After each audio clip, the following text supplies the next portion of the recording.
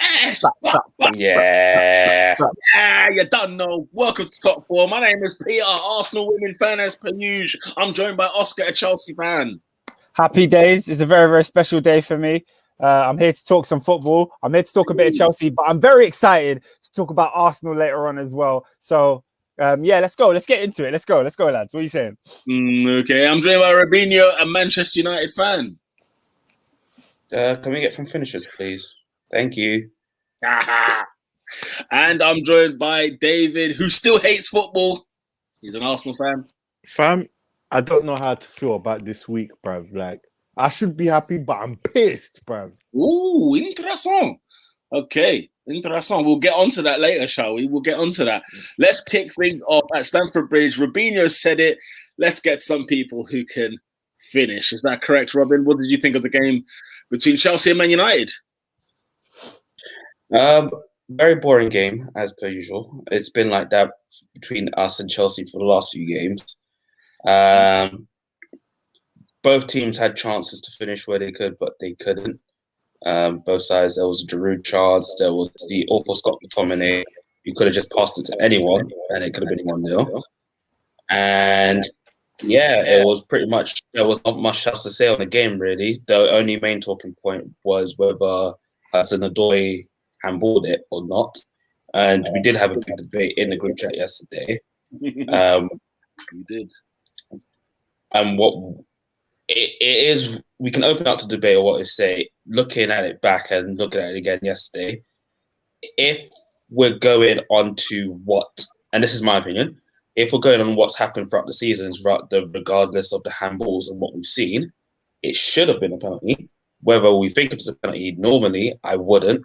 But it's just another thing of referees and consistency. It's like what's happened there.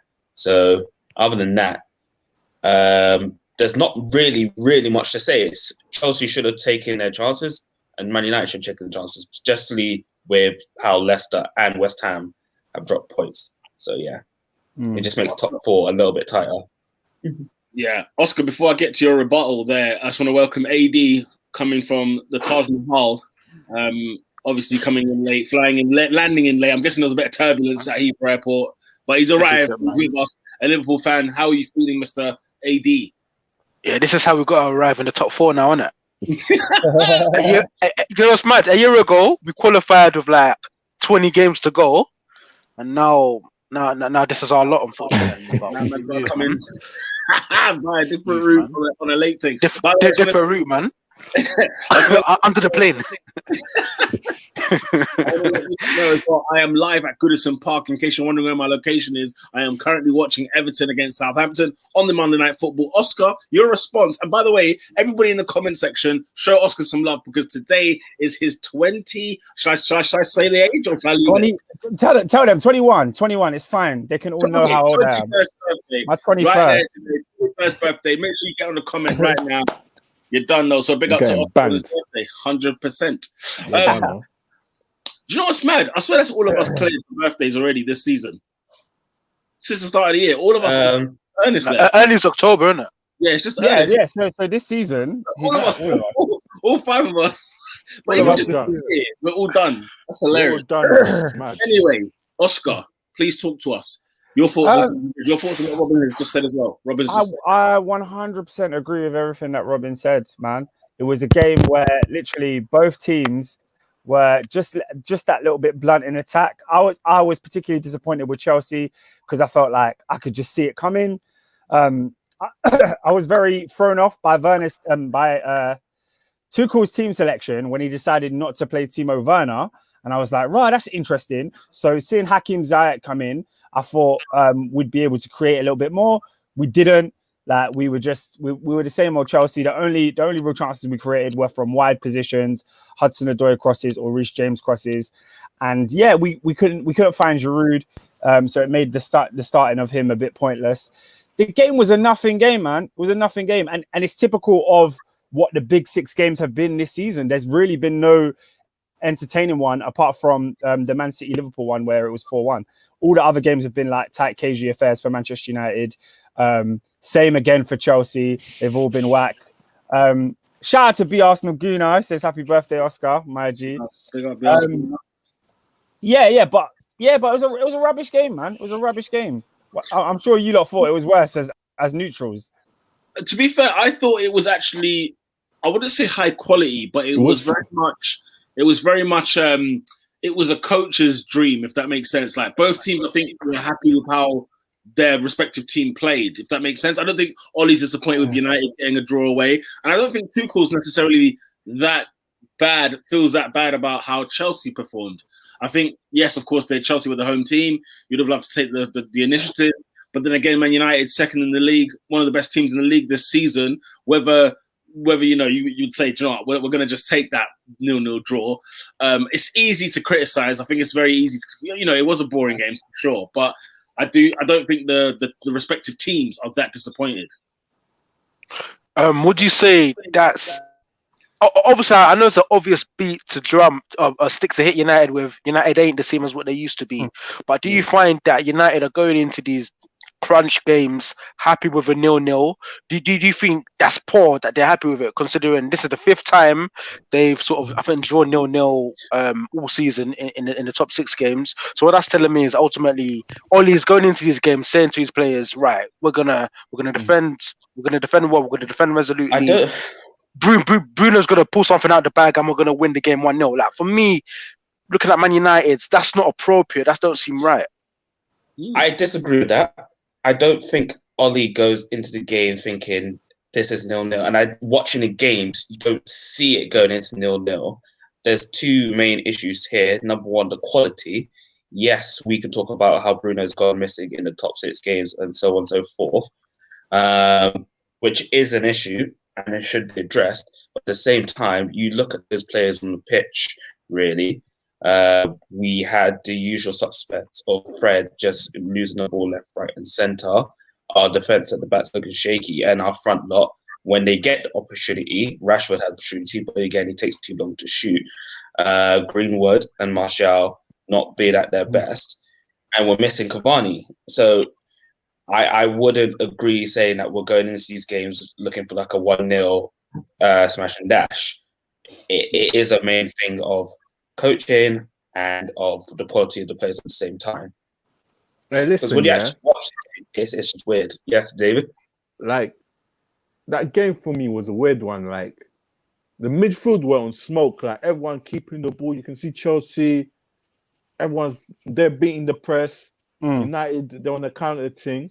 But both ends of the pitch, bruv, there was, like, quality up front was shocking, bruv, yeah? And you see Lindelof, yeah?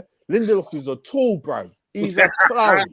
Why? He's a clown, bruv. You see that chance Giroud had, yeah? Fam, he's a clown, bruv. Actually, yeah. Maguire can't see Giroud, yeah? You can see him, but you still let my man go, bruv. And that's 1-0, bruv. Yeah. It should have been. Like I said, I've had enough of that player, and I'm not going to speak on the matter. You know my stance, but it is what it is. And then on the other end, listen, referees, yeah, I don't even know, bro. Well, let me read some of these comments, and then after the comments, we'll talk about the penalty. Wait, before you get to those comments, there's been a goal at Goodison Park. Everton 1, Southampton 0. I don't know what's happening to Southampton. They're on a sliding one. It's that Brazilian maestro yet again, Richarlison. As it happened, I've just seen the celebrations. There's a Southampton player on the ground as well who's holding his head. I'm not sure if there was an injury or if there's a bit of a controversy on the way up. But as I'm watching the goal now, Calvert-Lewin wins the header. It's a brilliant header. He's won 2 headers, 2 big battles with James Ward-Prowse and this black fella. I do not know his name. He's got the dreads. Number 22. What is his name? I can't see his name. Oh, I think it's the new signing. Is it Salisu? I think it's him. Anyway, Calvert-Lewin wins the header. Gives it to what's his name? Gylfi Sigurdsson. It's brilliant football. It's actually really good, like, man-to-man football. He's won the header. Then Gylfi Sigurdsson sends Richarlison's on his way, and Richarlison round the keeper, buries it in the back of the net, Brazilian style. It's 1-0 Everton inside 10 minutes.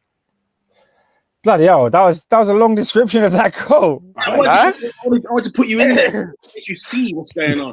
I'll be honest. If I'm at the den, I feel like Mill will give me that as well. They just throw it along to Matty Smith, and then you know what I mean. In fairness, I was waiting for the replay. Like it was taking forever. Just showing you stuff. and they just kept showing Salisu on the ground. But Right. Yeah. that's what you're saying.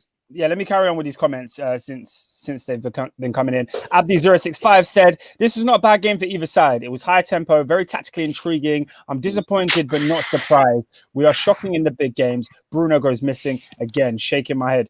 On that, I just want to say, shout out to Abdi065, because last week he said Man United were going to clock Chelsea, and they didn't. So I'm happy with that one. But in fairness, he said Bruno goes missing again in the big games. I think as much as it is Bruno again, I do want to give credit to N'Golo Kante. I think N'Golo Kante bossed him. Like once you stick a man on Bruno, it's very hard for him to work. And I think N'Golo Kante did all he had to do to sort of nullify his attack. There was one opportunity where you got a counter attack. Bruno had the opportunity to make the right pass, and he flopped his pass to Rashford. Other than that, Bruno didn't get a sniff. And I think I see every day on Twitter, I see people talking about Kante's declining. Kante's declined. He's no longer the same Kante. It's air to me, bro. It's air. He's a top player, and this was another game that proved it. I do agree with Abdi 065's whole point. To be fair, that whole comment I think is probably put that game in a nutshell. In fairness, because I don't think it was a bad game either. The tempo was good and it was tactically intriguing. Bruno, at some point, Bruno must sit there and think, okay, guys, is anybody else going to help me here? Because he can't be Man United's all right, and then be asked to do all the work in the big games as well. Now, it's fair enough. He might be quiet in the big games, and United fans, you might have to tell me to speak on that more. But for me, I'm just a bit like, okay, can he have a break? Can he have a day off? Can somebody else take the reins? I got a question. Yeah, like, what was it? Were you playing a midfielder free? Yeah, who was United? Yeah. Yeah, I assume so. Fred. It was. But Donny came on later. It was Bruno, Fred, and Matic. Oh, it was Matic. Because I was gonna say, yeah. Obviously, you're looking for Bruno to be the creative guy, yeah. And you need one. You need one to sit. You need another midfielder, bruv. This was the game. We needed Donny, but he's injured. Donny was on the bench. He was injured. That's why he's not been playing, because he's been out. I mean, he didn't play the start of the season. So that's not why he's not been playing. I'm not saying that on top of what he's happened this season, that obviously not playing, but he literally has been injured. So I don't know. Yeah. But did you know what this game screamed to me though? What's that? I'm just gonna say, I'm just looking at that and I think Robin sort of hit around this point as well. I look at that United team, and it's impossible to build up styles of play. It's impossible to build up, continuous attacks if you've got a midfield double pivot of McTominay and Fred. I'm so sorry. And for me, and as much as Pogba's been hit, Pogba's been missed, this game screamed out for him for a little bit of quality, a little bit of creation, a little bit of putting your foot on the ball and controlling the tempo of the game, which neither Fred nor McTominay have the capability of doing. And it was clear as day to see that. And I think even before last week on the podcast, I asked Robin and Ernest, is Pogba fit for this game? When they said no, I said Chelsea should win, because that midfield is just not solid enough, and it's not going to build enough for Bruno to do on his own. You can't just leave Bruno on his own there. So yeah, it was obvious what was going to happen in this game. Iklas Elmi says, Chelsea fan, he says, since Tuchel has come, we have played Spurs, Atletico, and Man United, 3 clean sheets, 2 wins and a draw. Not too bad in my opinion. Defensively, we were solid. However, our final third choices were dry. Ziyech out. Before I get onto the Ziyech point, I just got to hold my hands up and give credit where it's due. As much as I don't like Antonio Rudiger, he was excellent. I think he was Chelsea's best player yesterday. He did everything. Anytime Man United had a sniff, he cut it out. So shout out to him. Yeah, there's a good play in there, Like I saw him when I first turned on the game. I seen him bursting from the back. I'm like, Yeah, he did a couple of things like that where I was like, really? Is that what you're on today, Rudy? Yeah. He had a good game, man. He had a good game. So did Christensen. He had a stat as well about the clean sheet thing and something about Tuchel, even like the created chances. I don't know if you want to speak on that, because it was quite surprising to me. Like when you think what's that? That he had I think in the top 5 leagues, Chelsea have created the most chances since Tuchel's come in charge. And so as much as he's got the clean sheets in the bag, right? And it might look like, Chelsea are a lot more blunt up front, and whether that's a tactical thing, but in fact, he's actually setting the team up to create chances. It's just, shots are not being put put away. So, personally, I feel like, you know what, Tuchel's could be doing, like, his efforts are not fully appreciated just yet because of the end product of his forwards. I think we would see a much better, would be able to judge him a lot better than what we've seen. Look, he made us defensively sound, innit? But the idea, maybe on paper, we might have created a lot of chances. When I watch Chelsea play, since Tuchel's come in, I don't see a side that is creating, and I don't blame him at all. I just think the players that we have are not doing enough in those positions. Ikla said, this summer, I'd shot Ziyech, Kante, signed Zakaria and Haaland. We need more quality up front. By the way, Tony, Rudiger and Christensen, they have been immense in recent weeks, but people still say replace them. I agree with you on the defensive side, not so much the attacking. I'll keep Kante. So, Oscar, are you saying you wouldn't replace? I'm not getting rid of Kante. Abdi065 also says Kante was poor in the first half. I think Kante was not great on the ball. So there's a couple of times you pass it to him and his pass is off or he breaks it down. But I don't think Kante's ever really been that great on the ball. I feel like off the ball, he was immense. There was an opportunity where Bruno has the ball left wing in the first half, pings it into Rashford. Rashford's in the box for on goal. Only Kante senses the danger and clears it away. Stuff like that is so unnoticed. And that could have easily been a Man United goal, but Kante just snuffs it out. The guy's had the most interceptions in the Premier League this season and he's barely played. He's a top player, man. He's a top player. Guys, yeah. Kante's job, is to clean up mess, man. That's it. That's Sweet. He done it at Leicester to win the title. He came with Conte at Chelsea to win the title. Yeah. You need to sort your proper midfield. Like you look at City's midfield, they played against West Ham. You got Fernandinho, whose job is to just sit, bruv. Just mop up mess, and you leave De Bruyne and Gundogan to control the game and play, bruv. That's exactly spot on, David.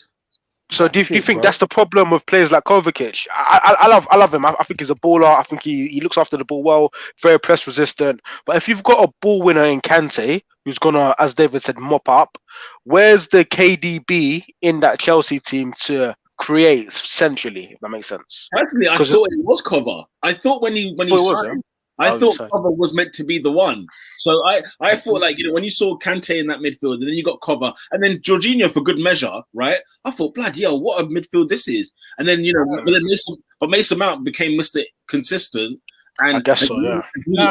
Be in that side. I think what Adrian's saying, the KDB that we need is Mason Mount. And this is why Mason Mount is such a polarizing figure. Because for a 22-year-old who's coming to the side from the academy, he's done really well. He's done really great. But for a team that wants to win the league, he's not a world-class creator. He's not. And now under Tuchel, he's playing in that 10. And what's his name? Iklas has just said it's meant to be Kai Havertz. It's not like Kai. I feel like Kai Havertz was a signing that was just not thought out well by the Chelsea board because Kai Havertz is not a creative midfielder like that. Kai Havertz is a finisher. He's a goal scorer. You still need a creative player with Kai Havertz as well. So, yeah, it's a weird one. It's a weird one. Okay, go. Sorry, now I just want to finish these comments and then I'll move on. Abdi says Chelsea are close to becoming that team under Tuchel. Once he gets a couple signings, he'll be deadly. Lola, shout out to Lola. She said, "Happy birthday, Oscar." Also, Chelsea in attack is mad. No, we're hickey, bro. We are black. Like, we are black. That image that you lot put up on the pod on Twitter was hilarious. Where was it 56 minutes and 4 seconds, Chelsea on a counter, and then like 3, 4, 5 seconds later, all the United team is bro. Fam, I watched that live and I was like, what's going on here? I'm pretty sure it was 4-on-2 at the halfway line. Yeah, bro. And then with 2 seconds later, all of Man United's team is back and it's like 9-on-4. And you're like, how did they get that before? Crazy. But that was it. That's Kovacic, and that's, you know, we expect creativity from players like Ziyech, but he hasn't hit the ground running this season. Iklas said, "I'm sorry, Mandem. I love Mason Mount, but we cannot win any major trophy with him as our main guy. He needs to be squad or rotational." I think that's unfair. I think personally, if Chelsea were putting the ball in the back of the net, we probably wouldn't be saying that about Mount. I think who should put the ball in the back of the net yesterday? I mean, your starting centre forward has to be Timo Werner. Chance. Yeah, I'm talking about in yesterday's game. Mason Mount played. Mason Mount had a great game, But you're saying if strikers were putting the ball in the net, what chances are we putting on a plate for strikers? Well, I'm not necessarily on the plate, but like for example, if since Tuchel's come in, you've created the most chances in the top 5 leagues. It says to me you are creating opportunities, but they're just not being taken away. We're not though. We're not. I mean, look, you probably disagree with the stat. That's fine, but I'm just saying, if that is the case that you're creating the most, then something else is wrong. I'm sure that stat is probably factoring in corners and set pieces. If you watch Chelsea in open play, you watched us against Atletico. If you watched us the weeks before Southampton, we're not creating chances. I don't care what that stat says. Like Pete, yeah, they haven't replaced Cesc, bruv. Under Cesc, yeah, you saw Chelsea create pure chances. They're not doing that now. It's all counter attacking, all that. And when you're not getting those chances, boy. One last Manchester United comment. Robin, you can handle this one, and then I guess we can move on. The Arsenal Gooner says he's congesting the midfield with Fred and McTominay, hoping for Rashford and Bruno to nick something. He's done it 3 times this season in big games. That's what it is. I agree with you. Well, I won't lie with you, but he does have his favourites in McFred. I don't know what he sees in them, but we move. I've already regressed that we're not winning the league this season, and it's all cities. And it's just a thing of just finishing in the top 4 and hopefully finishing with a cup of the Europa League or with the FA Cup. We've got AC Milan, which is quite funny because I've been speaking to my Italian friend who's a big AC Milan fan. So we've just been going back and forth at it. It's like, who's going to be worse in defence? Us or him? That's what we literally been talking about. Looking forward to that. I see United going out, man. AC Milan, I'm just not sure. They're not the same as they were at the start of the season, but I do see Man United going out. No, I don't think them, man. I don't know, man. I don't know. Last question, very quickly. Who is closer to winning the league, Chelsea or Man United? Neither. Who's closer? Neither. One closer, David. Do you know what it is? One, bro. Do you know what it is? Okay. I have to say Chelsea, and the reason I say Chelsea is just because I think we've got a manager who's won leagues, and we've also got an owner who's going to be prepared to back him financially. We saw Ollie not really get the full backing last summer, and again, we don't know if Ollie can do it. So I think you'd have to say Chelsea based on that. Yeah, I agree with Oscar. I think you got a better coach, better players at present, better finance, better sort of pull in the transfer market moving forwards as well. So with all of those 3 factors, I'll probably say at this moment in time, Chelsea are closer than United. Guys, listen, yeah. If Man United don't improve that centre back position, it's not happening, bro. Facts, bro. I feel like over 38 games, there's a mare in both these defenses, bro. That's why you're not winning it, bro. Yeah, I feel like with Chelsea and sorry. No, you're right. Go on. I feel like with Chelsea and Man United, different pieces are required. The question is, who's closer? We can move on, but the question was who has the least? Who has the least pieces then, Robin? In your who has the least to do? If Chelsea now, who is it? Is it Chelsea or United? Chelsea. You're saying Chelsea. Fair dues. Iklas Elmi made a comment. He wants Bakayoko back at Chelsea. He said, Oscar, you laugh, but Bakayoko in his final 6 weeks at Chelsea was good. Remember his performances versus Manchester United under Conte and Liverpool. Also played very well in the FA Cup. Respect Baka. Look, when I laughed, I was just laughing at the idea of it because he's not playing for Chelsea. He's gone on loan bare times. Ask Peter. Every single summer, I say to Peter, I wouldn't mind if Bakayoko is back in the squad. But they never put him in the squad. Yeah. He doesn't even play preseason games, nothing. They simply just send him out on loan. The disrespect of that guy is way too high at Chelsea. It's harsh, man. But so I'm not laughing in that sense. You do make a good point. Just before we go, I feel like we have to talk about it because it's the thumbnail of the flipping video. Okay. Penalty or not? What are you guys thinking? Should it have been a penalty? What do you think of the whole Luke Shaw, Harry Maguire chat afterwards? So not penalty. I'll give you my timeline of events. Watching it, I was like, okay, body is not in a natural position under the current rules. Should be handball penalty. Cool. I don't think it's a penalty in my eyes, but we have to be consistency. So when the referee went to check and said no penalty, I had an eyebrow raised, but I was like, all right, cool. We're not doing this. We'll move forward. It was when Luke Shaw came out and said, oh, I heard what the referee said to Maguire, saying, if I gave that, I don't want to give that penalty because I'm afraid of what people will say back to me. At that point, I saw red because I'm thinking, okay, Dear. you're now circumventing the rules here as a referee. Oh, I've got to stop you there, Rob. There's been another goal at Goodison Park. It's Michael Keane. Yes, Michael Keane. Good header in there. There's a ball. You know what? Left-hand side. The number 4, I think it's Mason Holgate. He hooks it back into the 6-yard box. Near post flick on from Michael Keane. It's 2-0 to Everton. Southampton. VAR is checking, and yes, the hand of Holgate is offside. Whether that counts is another matter, but they're just reviewing the footage. Continue on. I'll let you know what's happened next. my fantasy team, man. Who you got? I put Michael Keane at 11:01. Jeez. No. It didn't count. He didn't make it, bro, man. He didn't make it. I put in Kane, Calvert-Lewin. I put Richarlison. I put James Rodriguez in there, and he's not even in the squad, so that's a stinker for me. Martin Atkinson's got his hand to his earpiece, ladies and gentlemen.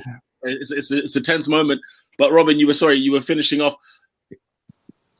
Yeah. So I think he's disallowed the goal, ladies. Yeah, it's offside. Holgate offside. Oh, you lemon. Good. 1-0. So I saw red because I'm thinking, you as a referee have told the players I should have given the pen, but I'm not going to. Number one, you keep that to yourself as a referee if you're going to make that decision, because if people hear that, then it's going to. Number two, if you're a referee, make a decision. Have some backbone with you. If you're going to do something, don't change your minds halfway through. We saw the other thing in the Brighton game, and I'm sure we'll get to it. Oh, we will get to it. We will definitely get to that. But I'm thinking, you at this point, you're actually not quote unquote max fixing, but it's getting borderline to that point because now you're circumventing the team either winning or losing.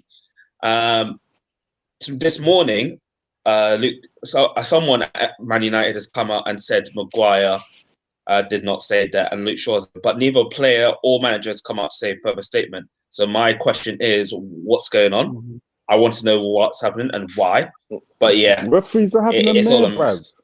It's just, but at the end of the day, if I said, if that's true, if it's true, that referee should not referee another Premier League game this season, because now you're just making your own decision out of your games.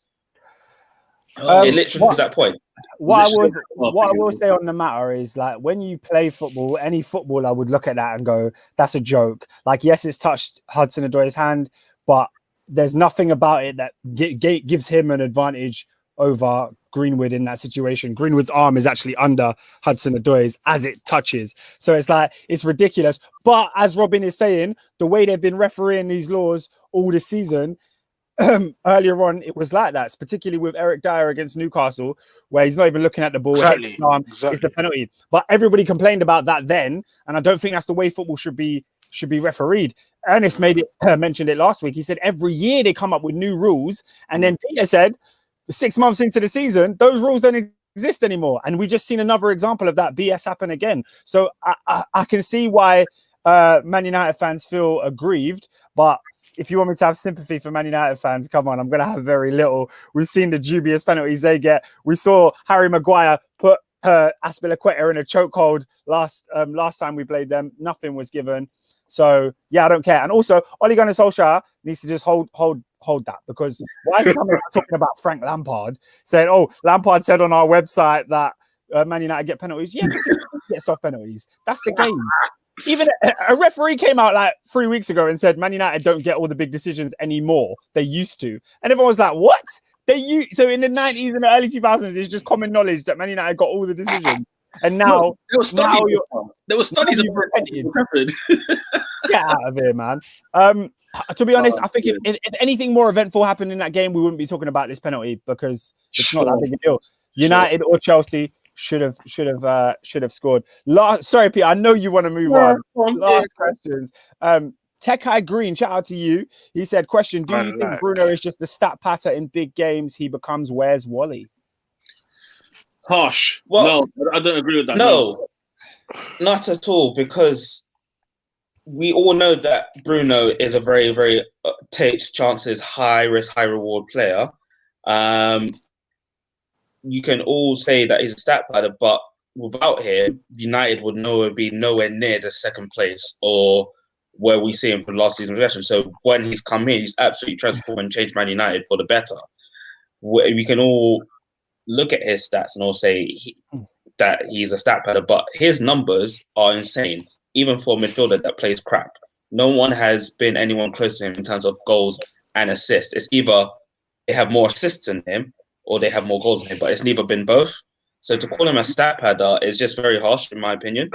I mean, but Robert, it's just, yeah. Because I think the point is more so, as you're saying, Bruno's got all of these goals, he's got all of these assists. Nobody in the league can touch him, yet still he's blanked every time he's played a big six team.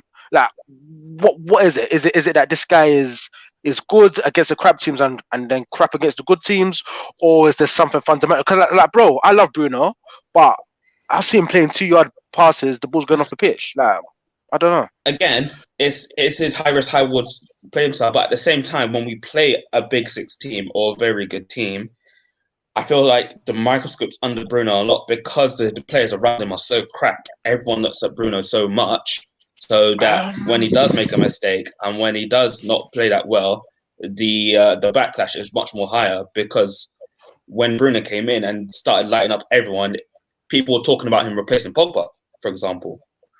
Look, so what I would say on that, what I would say on that question is simply this, Adrian. I think it's a case of, look, Bruno is a good player. He's not as great as everybody makes him out to be, but he's not as bad as everybody makes him out to be as well. And when you play against the big teams, guess what? When Arsenal play, Chelsea play, Spurs, whoever it is, they say, who's the danger man? It's Bruno. Let's put extra work on Bruno, right? Exactly. So they cater to him more. Whereas Southampton might do the same. Wolves might do the same, but the quality isn't the same as a Chelsea and a Spurs, Man City to nullify him out. So, yeah, it doesn't look great on his record, but I think that's because, if anything, that's actually showing more respect to him, because it's let's nullify him. Oscar talked about Kante's performance for Bruno. We didn't talk about how bad Bruno actually was. It was more so how he got nullified. So I think that's where why Bruno is quieter in the big six games, because other teams are taking note. Okay. Lola O said Bruno is definitely a flat track bully. I think these terms, stat padder and flat track bully, they have oh my gosh, my voice is gone. They have negative connotations around them, but at the end of the day, there are top tier players that don't get as many numbers against these smaller teams either. So you have to, first of all, what he's doing to the small teams, you have to stand up and applaud. And in the big games, yes, he does need to find that little bit of an edge to take him over the next level. But like Peter's saying, I do agree. I think the game is more intense. You're getting less chances. It's a tighter constraint. Tekai Green says, in games with big magnitude, he doesn't show up. You're deflecting from the point in the question. Abdi, who's also a Man United fan, says, I don't rate Bruno as a footballer, but numbers-wise, he's incredible. Ability-wise, he can't lace Pogba's boots. Wow. Tekai Green is very adamant. He said, if you watch his positioning, his average position is higher than Bobby Firmino, which means he's technically playing a false nine. Okay. Joyce, I need to see Bruno. I need to see Bruno mess up, if that makes sense, in those big games. Because if he is playing higher than Firmino, then it's like, well, okay, are we watching him have the ball in a big game and then he's flopping it? Is he going wide? Is he having a poor performance as such? I don't know. To be fair, I think it's just he only joined last January. Is that correct, Robin? Yeah, it's only been a year. Come on, let's give the guy some time. Let's give him a time. You know what I mean? We gave time for people like Pepe and other newcomers in the league. Did we? I mean, I'm saying we have, like, it's one of everything that's been thrown about these big transfer players is give them time, yeah? And Bruno has surpassed everyone's expectation, but now I think the expectation has now become like to his detriment. I think it's what Peter said. Personally, I feel like in football, high volume, the more you do something, the more likely a positive result. And I feel like he's not a one-on-one, if that makes sense. Like, there's man like a Fernando Torres or like Cesc Fabregas, who all they need is that one opportunity to impact on a game.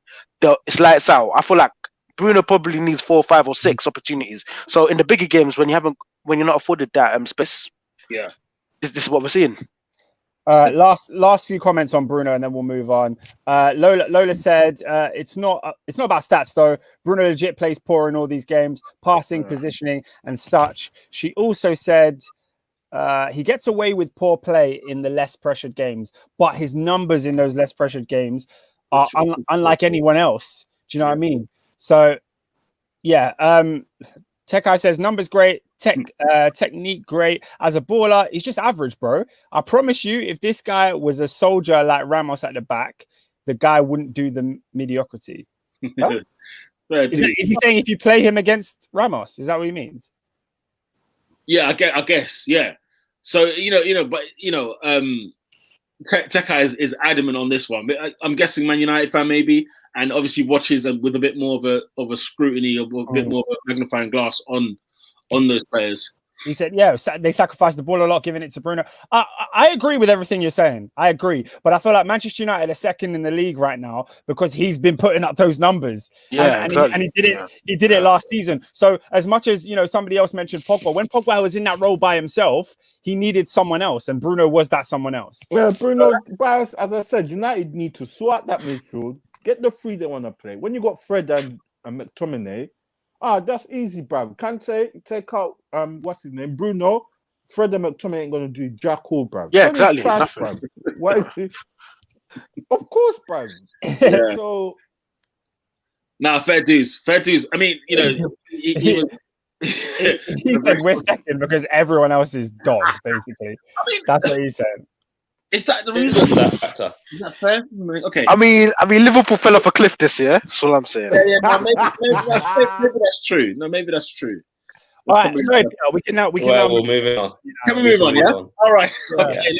Let's go over to the Emirates, David, where Arsenal have got 2 back-to-back wins. But my God, how? First of all, that Europa League win. Yeah, I don't know how close you were off the cliff. I don't know what bridge you were on, because let me keep it short and sweet. Yeah. So I've missed the first goal in it. Yeah. Guess when I've locked in on the stream. Yeah. I see my man pinging the ball from the free kick in the top bins, bruv. I was like, yeah. And I was watching the watch along in it, so I heard that Ceballos gave away the free kick. I see my man ping it in the top bins, but I was like, they got their way goal now. Ceballos did not get up. Carry on. Let me this game, yeah. It just had the feeling Arsenal wanted to go out, bruv. Yeah. Yeah. Benfica made 3 substitutions, bruv. Yeah. I was like, we're in trouble. These guys are gonna do a madness. They're not even attacking, bruv. Yeah. They're playing defensive because they got, all right, let's just keep it tight, bro. Go in it, yeah. Goalkeeper pings it from the corner after he catches the ball. I don't know what Ceballos, bruv. I lost the plot, bruv. Ceballos heads it back here. And I see 1-on-1. Leno's come out, blood. I was like, yay. 2-1, blood. I've lost the plot. I've lost it, bro. And then at the top of that, he brings on Willian. I was just like, yay. Brother. Oh my God. The barrel of emotions in that game was. And then you got Oscar trolling us on the WhatsApp group. How was that trolling you? How was it trolling you? Because before a ball was kicked, Oscar, we said, Aubameyang, what does Lacazette have to do to get in this starting 11? Because of the form that Lacazette was on before he was dropped for Aubameyang, who, of course, got his hat-trick. He's got 1 goal. I put that point, man. He got his hat-trick against Leeds, yeah, but he stunk the place out at Benfica away, and he was non-existent against Man City, as we discussed last week on the podcast. So, yeah. Oscar was trying to make bare noise about the friggin' this Aubameyang situation. Look, he scored the goals. Okay, fine. Yeah, we get it. But, and even the Willian thing, yeah, he scored 2 goals. Even the Willian thing, yeah, because people were saying, well, Arteta did great, right? Should we give him credit for bringing on Willian? I think he sets up one of the goals, doesn't he? But I'm like, fam, I said this, like, what's it called? Even on the AFTV, one of them, I think it was Mo who mentioned it. So if you cross the road blindfolded and you make it to the other end, does it mean it was a good? No, it doesn't. I totally understood that because it was that case of, I think Robbie and him were probably arguing about whether the Willian decision was right and whether it should be given credit for. Because Robbie was like, Arteta made the right choice. And I'm sitting there like, no, Robbie, like he literally got away with that decision. He got away with it. And with the Aubameyang one, not that he got away with it in that sense. It's not the same magnitude. But with Aubameyang's last 2 games, they were so bad that I was not willing to be at risk of going out of the Europa League by playing him against Benfica here. And Arsenal, like you said, David, Arsenal wanted to go out. I mean, Ceballos, I've been here chanting for Ceballos, yeah? It's like he's watched the pod and said, I need to screw this man over because the free kick and then the header, I have not got he was on for a bet. I'm sure he was. Because what was that? The defender was so bad. It was so terrible. Guys, Gabriel, you see Gabriel, yeah? The defender, not my Gabriel, whatever his second name. Bro, he had a mare as well, bro. Yeah, talking. The spirit of stupidity has entered him, bro. He's done. Yeah. That's money. That's money. What did he do wrong? Wasted. Oh, Oscar, what's he done Did right? you watch the game? Since he's had COVID, what's he done right? In the Benfica game, what did he do? There was something where, what's it called? Bro, the guy was holding. Bro, he was just nervous. He was just acting Mustafi. The spirit of Mustafi just descended on him, bro. I feel like you guys were nervous because when I look at the goals, I don't blame the centre backs for any of the goals. No, but what we're saying is, for example, obviously we know that the free kick obviously was one. What was the second goal? It's gone out my mind now. It was the Ceballos. Yes, Ceballos. Right. But what I'm saying is like even in the game, because of how poised everything was, when you're watching it minute by minute, there are certain things that you like. Kieran Tierney, by the way, in the last 2 games, because even including Leicester City, which we'll get onto as well.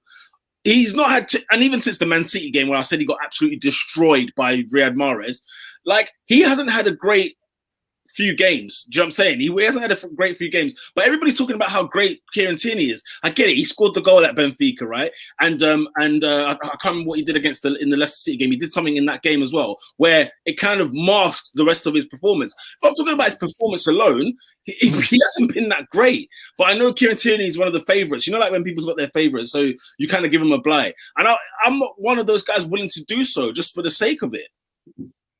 Gabriel was bad. He was bad. Oh, you guys, you see Arsenal. Okay. Let's talk on this Gabriel thing. So Lola said Gabriel wasn't that bad. Chill. Abdi065 has said these Arsenal fans gassed up Gabriel beginning of the season because of good performance at OT. The boys getting duppied. Yeah, Lola says that's a lie. I think that's a lie too. I'm not going to turn around and be like, oh yeah, he got duppy. I'm just saying, after COVID, from when he came back for that Man City, I think it was the League Cup game, maybe.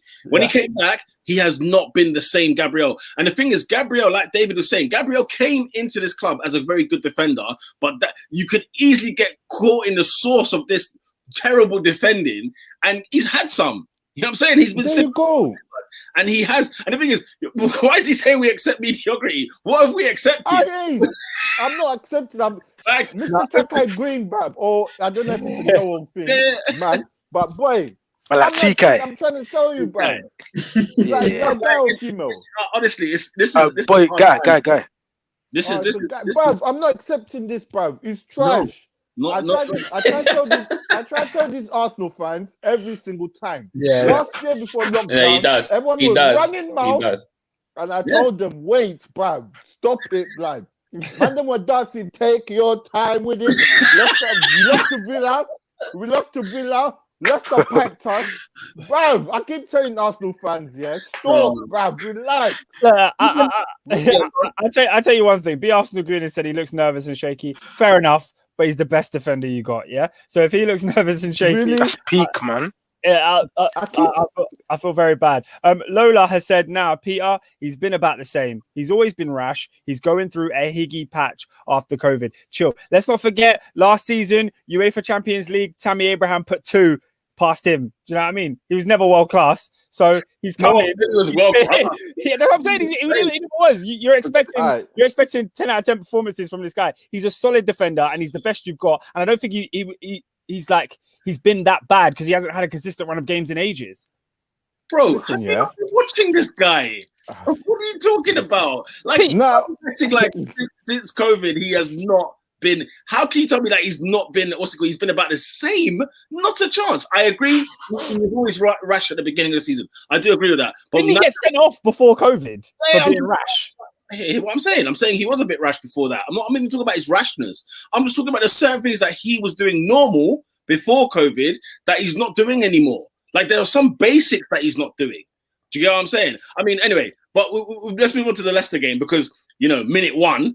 Let me start. Let me start, bruv. Hold on. Go. When I saw the lineup, yeah. I was like, dear. Jesus. What, El Neni and I was Xhaka? like, Jesus, yeah. El Neni and Shaki, yeah. Again. I was like, yay. Actually, before I even get to shout out Saka, yeah. Because my guy's holding us down, bruv. For real, bruv. So much He's love for holding Saka it down, in the bruv. comments. Makayo, what a player. Bruv, out of all the players, yeah, Saka is the guy, bruv, yeah? Please. We said it the other Please, day. I'm sorry to interrupt. Sorry on that. That makes me very sad that you literally had to rely on the 19-year-old to be your main guy. Robin, I came with Vim last week. Last week I was saying, like, look at the state of affairs. He is the king at Arsenal right now, this season. Yeah. He's the king. Like the way we spoke about Aubameyang last year as like the man who legit carried us. Like Aubameyang was doing squats, deadlifts, the lot, mile hikes. He was doing everything for Arsenal. This year though, he's just come out and just said, listen, bro, give me the ball. Where Aubameyang, where are you? Far post, ping. You know what I'm saying? Straight on the nut. I don't see Aubameyang scoring headers. I never knew he did. But he's got a couple lately, so I'm like, okay, fair enough. But he's been instrumental, Robin, and it's one of those you're happy about that, yeah. You're loving what Arsenal are producing. The young talent is brilliant. Hey, Len, big up the crew. But why are we relying on 19-year-olds? This is Arsenal Football Club. Well, you know what I'm saying? Like, well, let's not act like we are Everton or Leicester or Southampton. We're not those guys. We are one of the biggest teams in England. Do you know what I'm saying? Like, let's not pretend just because we're on a bad run and whatever. Let's not now reduce our standards. The standards need to be high. Like, and this is the problem, yeah, that I have with Arsenal fans, yeah. Look, we're producing good youngsters like Smith Rowe, Saka, yeah. That should be on top of our experienced players and world-class players, bro. Yeah. We've lost Ozil, we've lost Sanchez. Yeah. Aubameyang's getting up in age.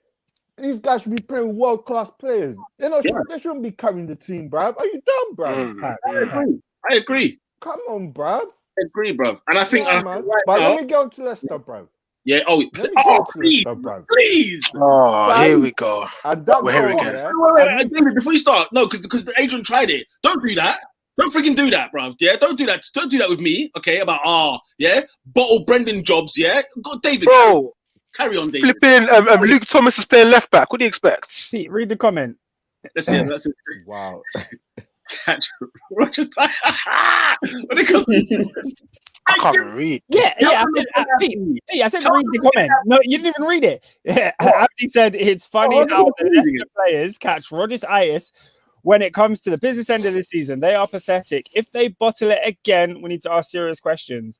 And I said this a couple of weeks ago. They won a game, and after they won, I came on the podcast. I said, looking at Leicester, they're going to bottle it again. I can just see it coming, and I'm very fearful. And Peter said, why are you fearful? And it's like, it's unfair. And I know Adrian's upset right now, but it looks like it's happening again. Oh, but can we get to the start of this game? Yeah, I need to know where Tierney was, blood. Fact. Why was the bro? As soon as that's what I'm saying. Because when people are talking about how great Tierney is, what a man, what a player. Whoa! Where was he for that left? Where was the left? Oh, come on! Oscar, did you see the goal? No. The question. Where? Where was left back? Yeah, because I would ask the same thing about Hector Bellerin. So let me keep the same vim. And secondly, this what I'm saying, bro. I go to Bellerin all the time, bro. Yeah, and secondly, number 25, Mohamed El Neni. What were you doing in that? Because I don't know if any of you lot saw Mohamed El Neni, but peddling, just letting him come through. Let him out, for goodness sake. Because you know what's funny about El Neni? He's not a holding midfielder. He's not an attacking midfielder. He's just Mohamed El sideways. He does nothing, fam. Like, that is, if you think El Neni should be in an Arsenal team, that is mediocrity. I'll give you that. I'll definitely give you that. But my lord, the defending for that Leicester goal. Yuri Tielemans, come on. He can't be going down the right and burying Leno. Whoa. Guys, I've seen blasphemy in the comments. Yeah. Tekai Green said Luke Shaw over Tierney. You need to hold that take. because every no. I just want to say one thing. This is the first time. It's the first time I've ever seen Tekai Green in the comments. Every comment has been good so far. Everything's stellar, showing that he's got football knowledge, football brain. Man came out with this. No, bro. No. Luke Shaw's having a good season. That's it. Kieran Tierney is the real deal. I'll tell you what I don't like is Robin is shaking his head like, he might be onto something. No, I didn't. No. Whoa. Don't put words in my mouth, mister. Don't put words in my mouth, mister. I was like, okay, I had to think about it. And I was like, no. Let me finish. My boy, calm, relax. Let me finish. Let me land. I was going to say I agree with Oscar that Luke Shaw's having a good season, whereas Kieran Tierney has been doing it for a couple seasons now. If Luke Shaw carries on what he's doing now, I would say Luke Shaw's had the better season this season than Kieran Tierney, is what I'm trying to say. Are we agree with that? Who's the better player?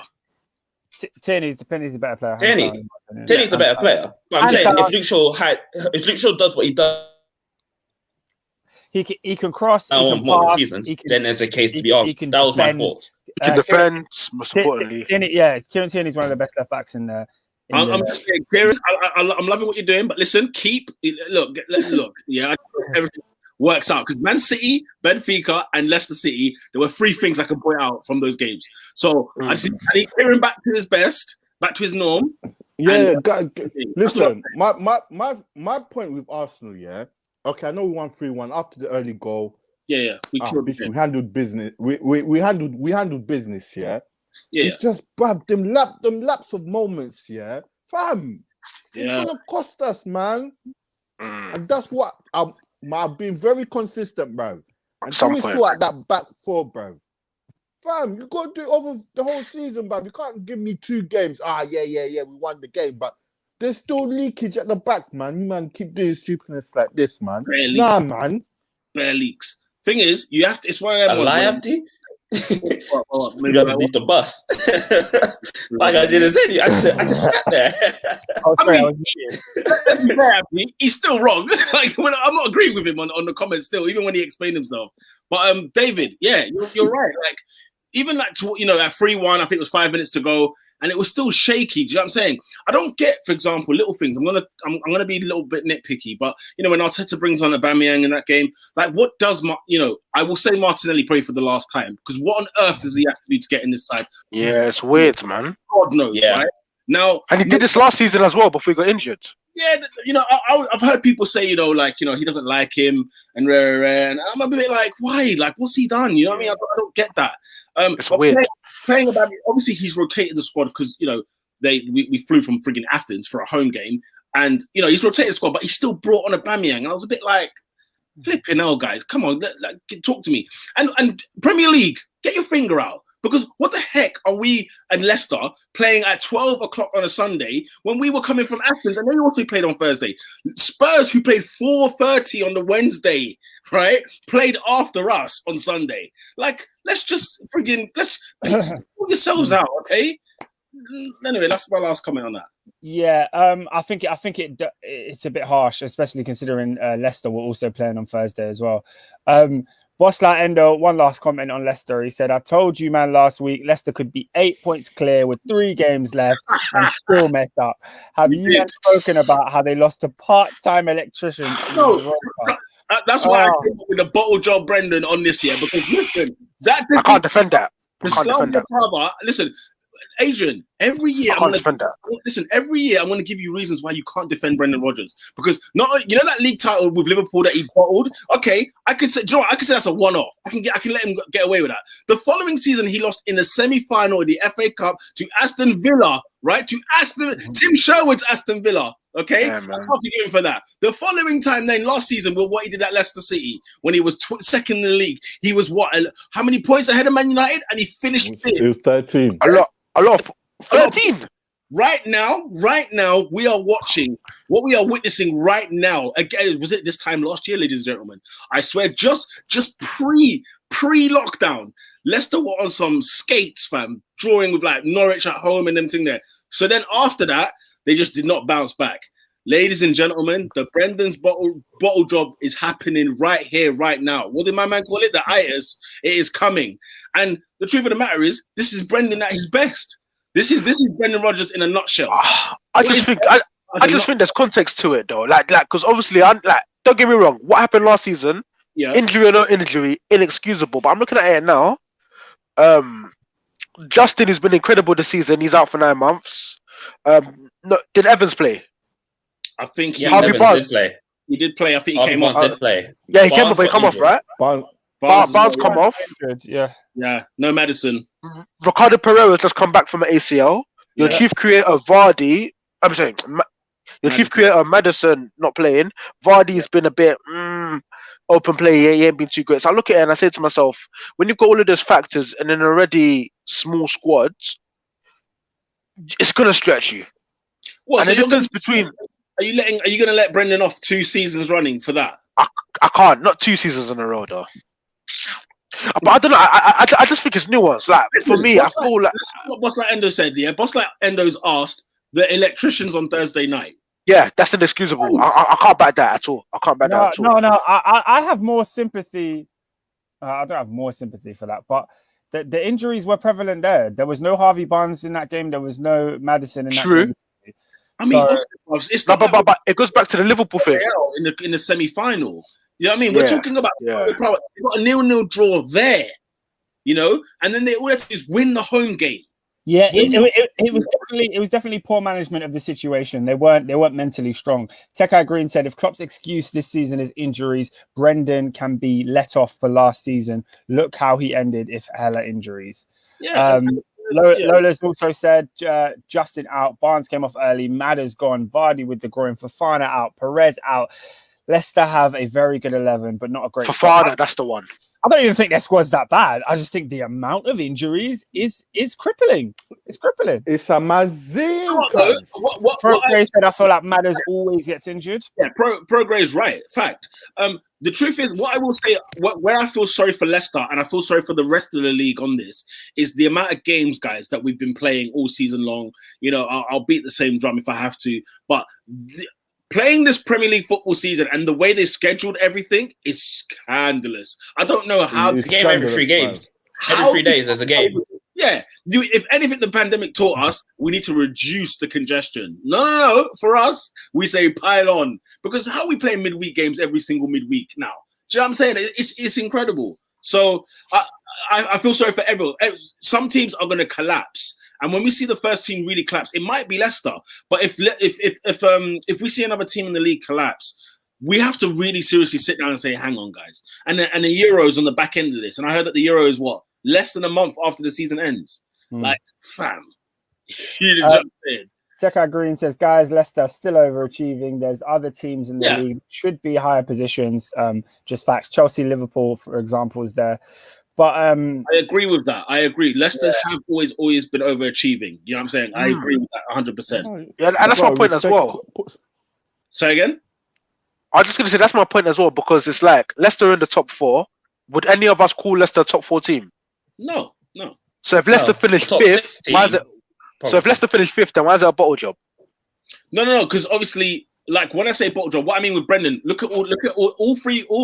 Let's say it's the 4th time this season. All 4 occasions have been he made a team overachieve and then it fell at the end, right? It still landed in a position respectable. Let's make no mistake. Leicester finishing 5th last season is respectable. Well and respectable. They finished above Spurs, Arsenal. I can't figure out who else, but some, decent. Everton, good teams. Good teams. And even now, they could probably finish 5th, 6th, and I'll still say, guess what? Leicester have had a great season. Their minimum expectation for me is finish in Europe, for sure. Finish in the Europa League places, because now I think they've made themselves that. They've become finish in the Europa League places, so next year you can finish off that grudge match with Slavia Prague. For sure, blood. Otherwise, that man will be in the Champions League. Horrible. That was poor though. No excuse in that. Now let's have more than enough to be. It wasn't surprising. Sorry, last week it wasn't surprising. It was not surprising at all. Them going up to Slavia Prague. I'm just saying. Was it surprising that you won? It was FaceTiming them. Yeah, I was shocked that we beat Leicester on the weekend. I was shocked. I wasn't. And especially after that defeat on Thursday and Arsenal having that, late win, obviously all the players, energy's gone, sucked out of them, and Arsenal would rotate. We rotated 6 players. You know what I'm saying? We rotated 6 players and we still beat Leicester, which was surprising. I'm sure everybody thought Leicester would have won. Nah, man, they were shell-shocked from that. They just lost a big game on Thursday. If you watched the game, at the end of the game, the players were on the floor. They were dejected. They were finished. Yeah. So in order to bring them back up, Brendan had a hard task in training and all that. Yeah. And to go and it's a big deal for them. Lola's in the comments trying to put Cedric propaganda. I'm not really sure why we need that right now. What do you mean? He looks solid. He's better than Bellerin. Cedric needs to be the right back. Needs to be the right back between now and June. Yep. I don't want to hear anything else. Now, and he played very well with Pepe. Spot on. Sure. There was a couple times he did run into the box and overlap. I hear that, but let's just. Bellerin and the man start crashing into each other. Like Bellerin sucks, man. As I said, he's rubbish. I hate him.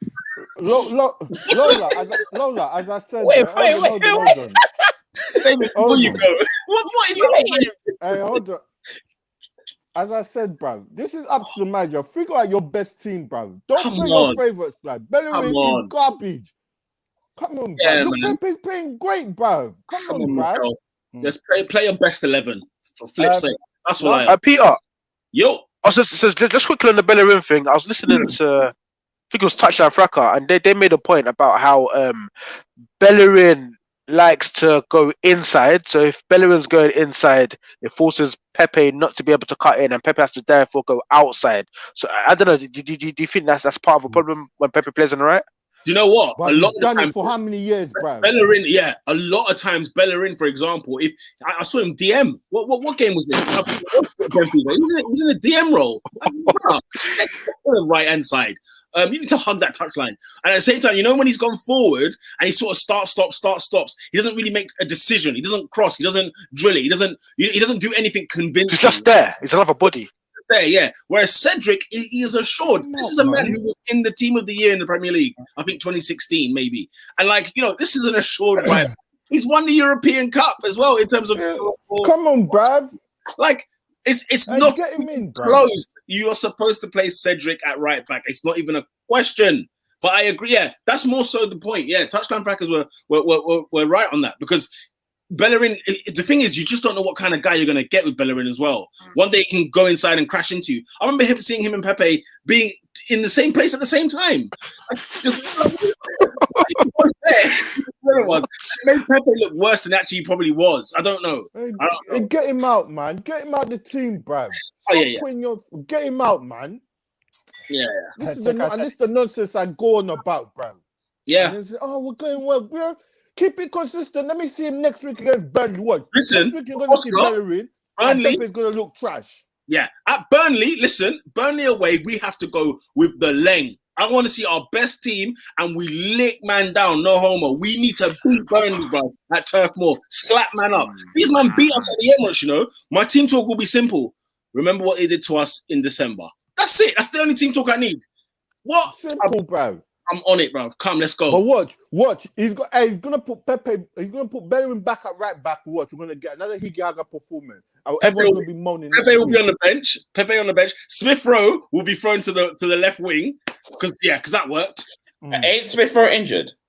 Well, I think he got a little knock, but I don't know. But yeah, nonsense, bro. Guys, while we're live, we'll get housekeeping. Please, like the video, and if you're not yet subscribed and share it out to loads of different people. We love your comments, so keep them coming. Peter, how many left until 100? I don't know. They got 24. Come on, guys, let's do this. Yeah, we're trying to get 100 subscribers, guys. So help us out. 100 subscribers still. Just click the button. Subscribe. Oscar, can I go to Bramall Lane, where the mighty Liverpool have beaten the Blades? Adrian, thoughts about Liverpool before, and maybe before you touch on that, Alisson, obviously, sad news about his father. It seems like it's getting worse for Liverpool this season in terms of just like news surrounding everything, whether it's injuries or whatever else. But yeah. Yeah, obviously condolences to Alisson and his family. Understandably, he wasn't at the game. But I think, with regards to the game itself, I can't remember the last time I saw a genuinely good, comprehensive performance, wherein we're playing good football, and this is why for me, he has his limitations, but when Trent Alexander-Arnold is on form, we are 10 times a better team, because his ability to control, his ability to make things happen, that is world class.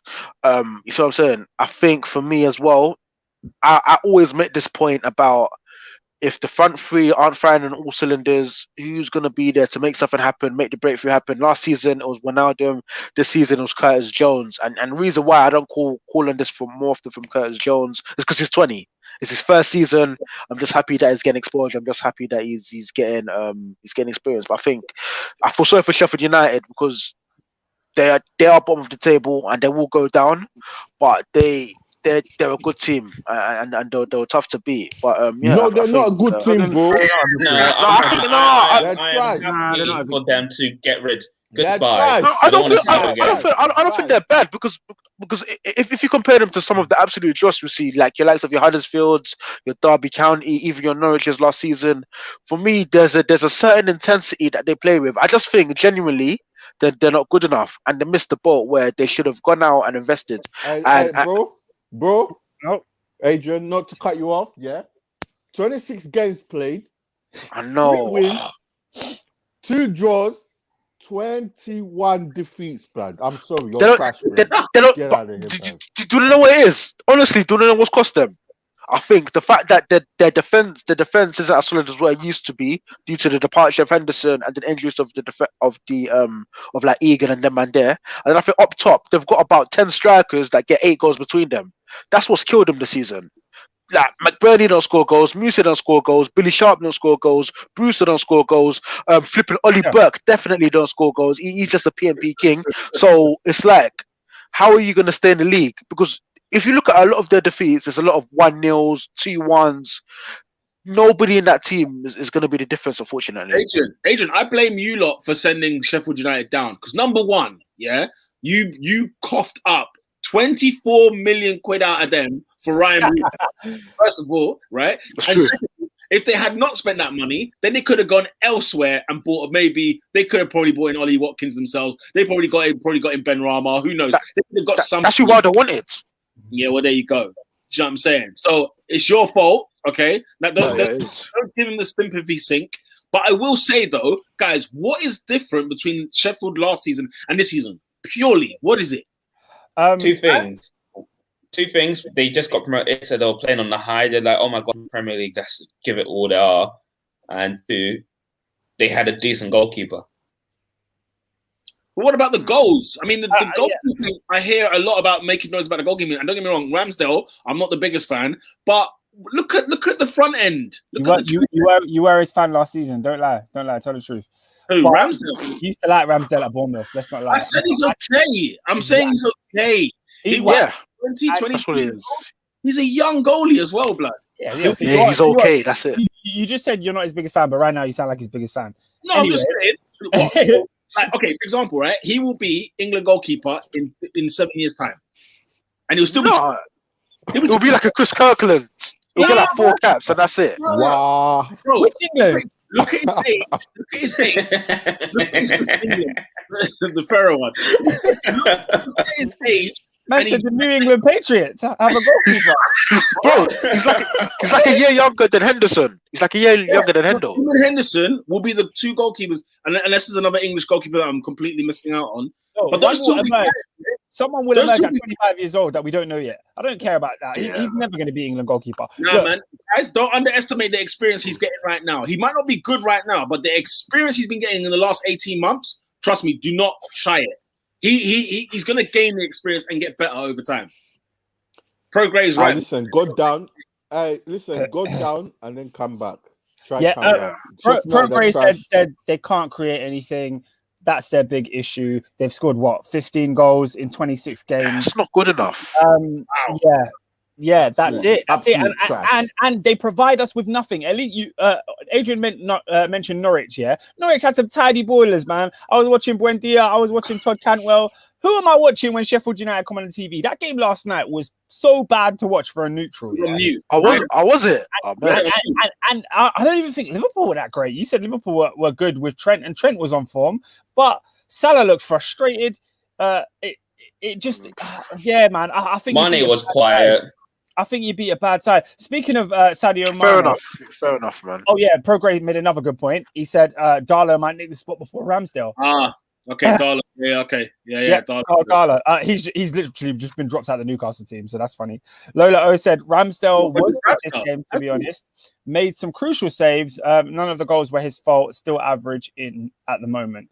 Yeah. Sorry. Somebody mentioned Mane. Was it Robin? Me, yeah. I said Mane was very quiet.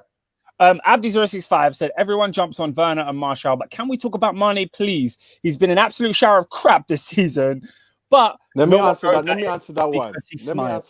No credit in the bank. When you've won a Champions League and a Premier League back to back, yeah, you're and a golden boot. Just one. A golden boot. And you've been elite in those seasons. Like you've been elite. Yeah. We're debating that. I can allow you one. Just one. I can allow just one. Yeah. I can allow him. We're talking about Werner and Martial. That's the comparison. Come on, bro. Come on, guys. Come on, Abdi, bro. You're better than that, fam. You don't like that, you know when fans get onto your players, like you were trying back the thing in it. I don't blame Abdi, but it's one of them ones where I heard that, but fam, give me someone that is worthy of competing with Mane. You know what I'm saying, bro? Oh dear. Like Rooney wasn't thing, bro. Abdi said, allow it. He only has 20 goals once in his Liverpool career. I said Leicester, right? He's a midfielder, bro. I mean, he's not a midfielder. He's a forward. He's a forward. Forward, yeah. Wing. He's a creative wing back. Even if he's got 20 like once in a season, blood, look at his impact for the club that he's playing for. When they won the Champions League, he was an instrumental part of it. When they won the league, he was probably the player of the season. So, like, and to bring Werner and Martial to the conversation, that's what I kept quiet. I was like, that's out of order, man.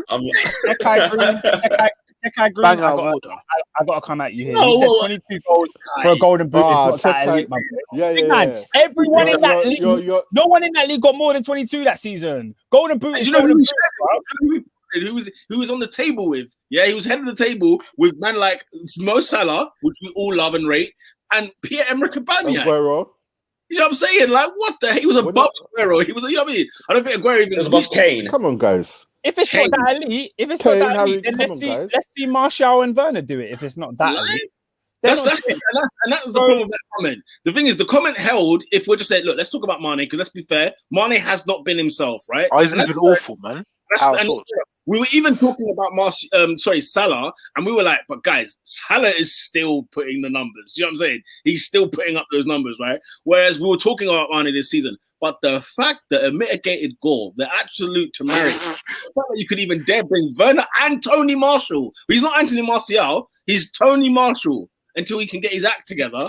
Look at how Lola spelled it. There you go. Tony Marshall. No ratings at all. What, 2 L's at the end? Miles Spaghetti. Yeah, man, that's what it is at the end of the day. But look, Liverpool got the victory. Can we? Wait. I got one last thing, man. Tekai Green said standards have dropped. Man said elite. I'm sorry. Mane has been elite. Mane has been elite for Liverpool. Let's not lie. There's times when people were saying he was better than Salah, and Salah was racking goals. Tekai Green, who do you support? He's a Man United fan. He's United. He sounds like a United fan. Come on. Bro. You see, bro, hold on, bro. Yeah, I'm sure you've watched football. I don't think he's calling. He has to. Now looking at his further comment. I think he's calling that. What's he saying? Yeah, number one said one. I think he said 22 isn't an elite number. Yeah, he's saying that Mane's goal output has not been elite for Liverpool, but to win a golden boot and to play as well as he did in those 2 seasons, the title winning season as well. Man. Hold on. Why do you think Liverpool bought him when he was at Southampton? The guy was banging goals, blood. Klopp said, "Yo, I need this guy, blood." You went and bought him, and he improved on what he was doing. The only person that you can the only person you can say that you can question if it was integral to Liverpool winning was Firmino. You take it if you tell me Mane and Salah were not integral to that thing, you're talking mad. Yeah, Liverpool don't win a league without Mane. They don't. Tekai seems to only look at stats and not performances. Wow, you guys are gonna have to sort that one out. That's oh dear. That's something for the comments. That's not.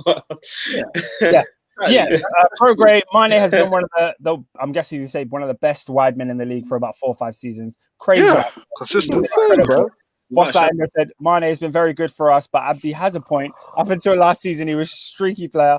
I love him, but he has been inconsistent up until the second half of the 18-19 season. Holy smokes! See, this is why. Hold on. No. This is why Liverpool. Hold on. This is why Liverpool got another 50 years without winning the Premier. Man, they're not bad. Really? No, it's a valid point though. When the clocks go back. Nah, blood. You're right. Bro, I'll be honest. When the clocks go back, sometimes I look for Sadio. I'm like, where's Sadio? He's not there. I'll be honest. I can't believe what I'm hearing. Bro. Is he Jose Antonio Reyes? Rest in peace. Are you kidding? You're giving him that? Oh my god. Nah, bro. You man. Hey, he came to us at like 20, you know. He was young. Lola said, Yeah, exactly. Lola said he's just having a poor season. It happens. Look at that. Whoa. Come on, let's not throw Hazard's name in there. Let's just threw him in the I was ready to back her comment. They should try to throw Hazard in there. Yeah, Hazard. Yeah, before his final season. After the season before was nasty.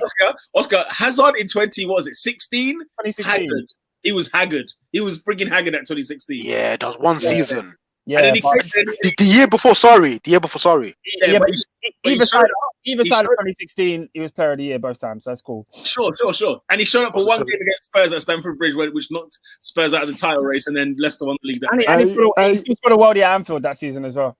Yeah. I get emotional when it comes to Hazard. In the Carabao Cup? Okay. Yeah, I was going to say. You man need to lie, bro. The Premier League. Premier League 2016. Look it up. I'll send you the link. What's the score? 2016. Yes, we beat Liverpool at Anfield. Hazard scored a worldie. You beat Liverpool at Anfield. Can I just make a point? Fair enough, man. I must have erased it. I swear Liverpool went for this 40-something. No, what happened there? Yeah, it must have been before. That must have been early Klopp. Yeah, go on, David. Let me make a point, yeah? Not everyone's gonna be Messi and Ronaldo, bro. Not in the Premier League, bro. It's difficult, man. You're not gonna get 20 plus goals every season, man. It's hard, bro. Relax, man. Yeah. Come on, bro. Yeah. Tekai said, Adrian, you're unique. You should have backed, man. Man always argues for stats, killing games. Football fans watch football with calculators. Wow. Imagine. Okay. My bad. Chelsea didn't beat. According to Boss Ender, Chelsea didn't win at Anfield. It was a draw 1-1. But Hazard did score a 1-1. Yeah. Hazard did score a worldie. But when Salah scored. I don't remember, to be honest. I only mentioned 22 goals because the standard has dropped off from Ronaldo, Van Persie, etc. Look, it fluctuates. It goes up and down.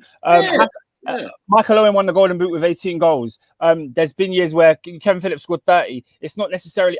the way I look at it is, if you're the greatest scorer in that season, that just says it was harder to score goals in that season, and you did it. So it's not necessarily a negative on you. And the quality of strikers... Look, he had Salah. You had Salah. Salah took 20. Bro. Come on, bro. So imagine it's like, bro. Plus, another thing, no pens as well. No pens. Yeah, no pens. No pens. You can't say just that. Just open play, bro. Hazard in them, man. Big up to Green though for sure. Smash the like button, people. You done know already. Yeah, let's move on, please. All right, top notch. Okay, just quickly. Man City beating West Ham United 2-1. Man City are 8 games away from beating the European record of what? Winning 28 games in a row. No other team in That's Europe. A lot of games, man. This is mad. Did anybody watch the game? Yeah, I watched it. What were your What was I doing? I thought West Ham were unlucky, but yeah. Well, West Ham. I wouldn't say unlucky. I would say they missed. They didn't take their chances because last minute the ball gets put in. Diop has a header, clear on goal. No City defender around him. He heads it wide, and that falls on their incompetence in the final third. I think West Ham played very, very well. City weren't 100%, and that's the thing that's the most annoying for me in this whole run. I don't think City have been outstanding, but they've won every single game they played for 20 games. So fair play to them. It happens. Record, let them do it, innit? Yeah. And also, bro, I think it's impossible. Like, no team is ever good for 20 games in a row.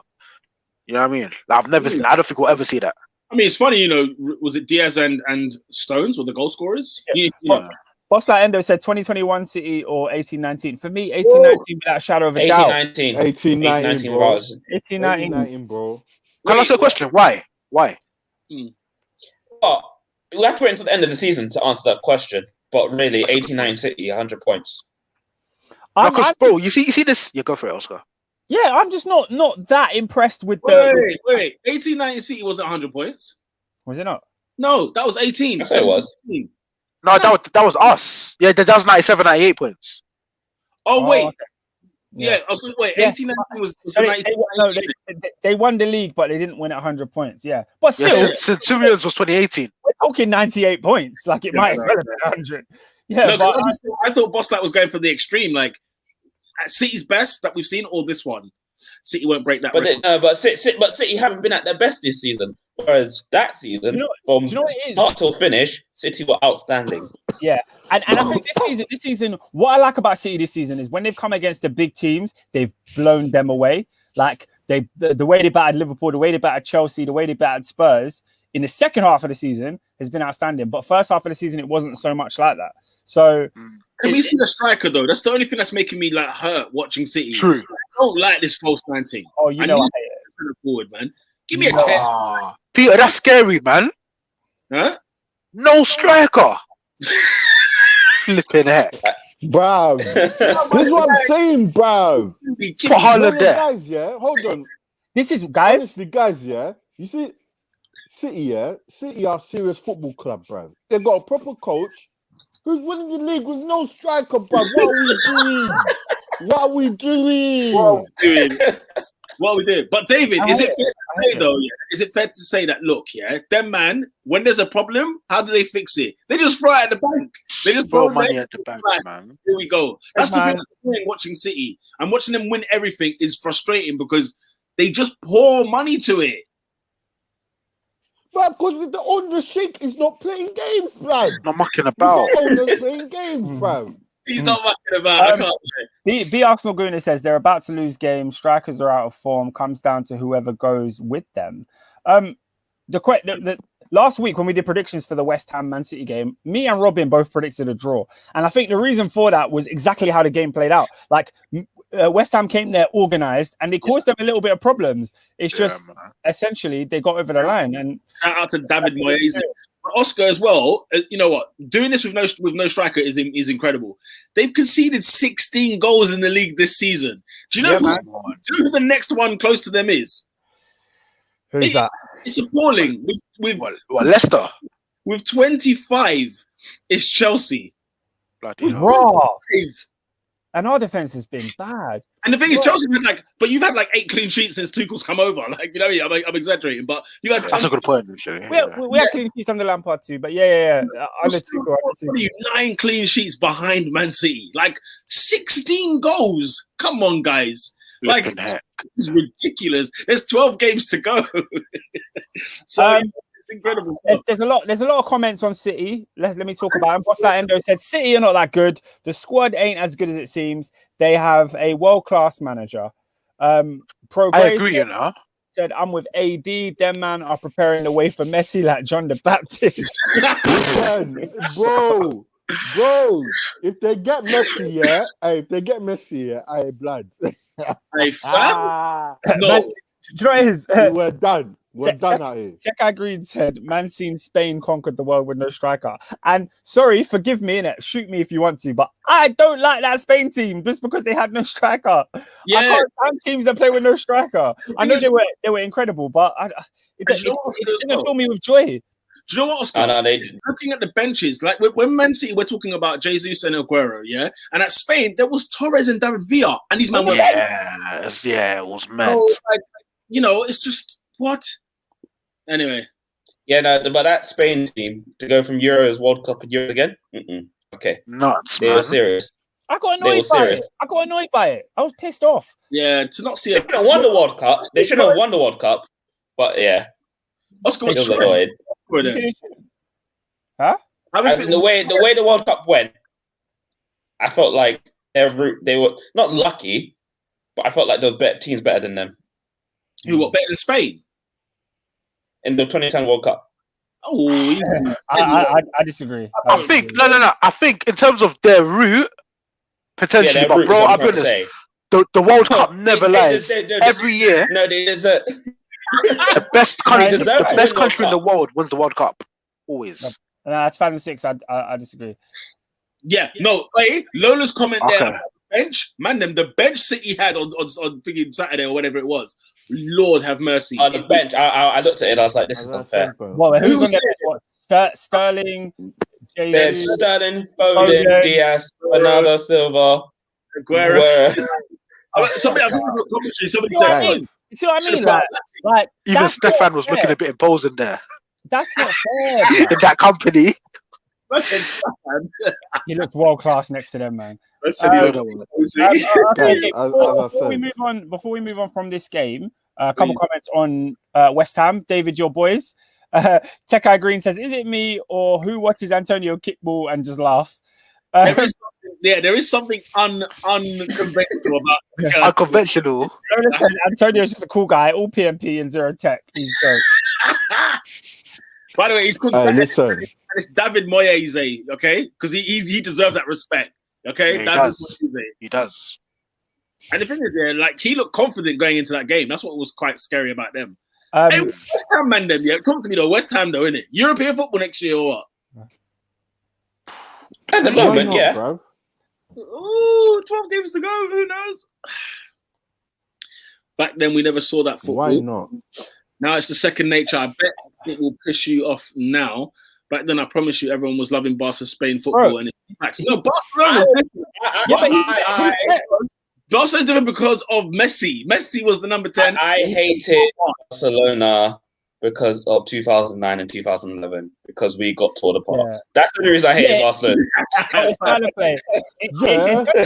You man couldn't hope. You couldn't hack him, bruv. Yeah, bro. Hey, bro, you know when you see Man United in 2009 and Man United in 2011 in the league, they were a team that were just clapping guys. Yeah, Got slapped up, bro. and then it was the one at Wembley in 2011 when I watched it. Yeah, no, you know, me going into that game, all in my mind was like, I want revenge. I want revenge. Yeah. I want it. And then we did not get it. Yeah. Remember, Rudy gave you some hope. Got slapped. Yeah, for real. I should respond to Tekai. He said he wrote this comment as though we weren't alive watching it happen. Like, I saw it and I didn't like it then. I remember in 2010, didn't Spain face Paraguay in the Group stage. and no in the like quarterfinals, and they took them to extra time. Am I bugging? No, that does sound familiar. Well, anyway, I remember I've never liked the no striker thing. I've never been really No, to be, I can vouch for Oscar. Like from early, he's not like this number 10 thing. With Barca, I let it go because Messi was playing there. So whatever in it, but Bruv. yeah. But Oscar, do you know the thing? Football, cuz. That roster of midfielders, like he had to do something to fit them all in. Like, So the Cesc had to play, Xavi had to play, Iniesta had to play, Alonso had to play. Like he had to. Yeah, Bruv, that's that the game. That That's roster the was game, big. bruv. That roster, man, it was mad. If you got the midfield, yeah, bruv. You can do what you want. Scatter, bruv. You man need to do what you want, bruv. Let's go. All right, let's move on. Tottenham winning 4-0. Mr. Gareth Bale looking nice. Who Can I cares? just say that last week? Looking 9 years Who cares, younger. man? I told you, man, Burnley were gonna get slapped up by Tottenham. You lot were telling me no. I said it would be 3-0. It was 4-0. I can't lie, yeah. As much as I'm a gooner, right, and I don't like Spurs, I want to see Gareth Bale bang. Like, I can't see him end this way. Do you know what I mean? Like, end way it was going before these last couple of games. Like, I want to see him do well. But, yeah, 4-0 winners. Jose Mourinho and his men go marching on. We discussed this game. Palace and Fulham 0-0. Missed opportunity, I think, for both teams. Pete, we had a comment on what you said about Bale. Lola said, "Is Bale having a late push, or is it just Burnley?" I think I've always said, like, I feel like Bale is going to be important for Tottenham come the end of the season. Yeah, so do I. I think it's going to. I think he's turning up for the NBA playoffs. This is now the time for him to get on. I will not be surprised if Bale plays phenomenal between now and the end of the season. I'm going late push. So he wins them their first ever European Cup, yeah?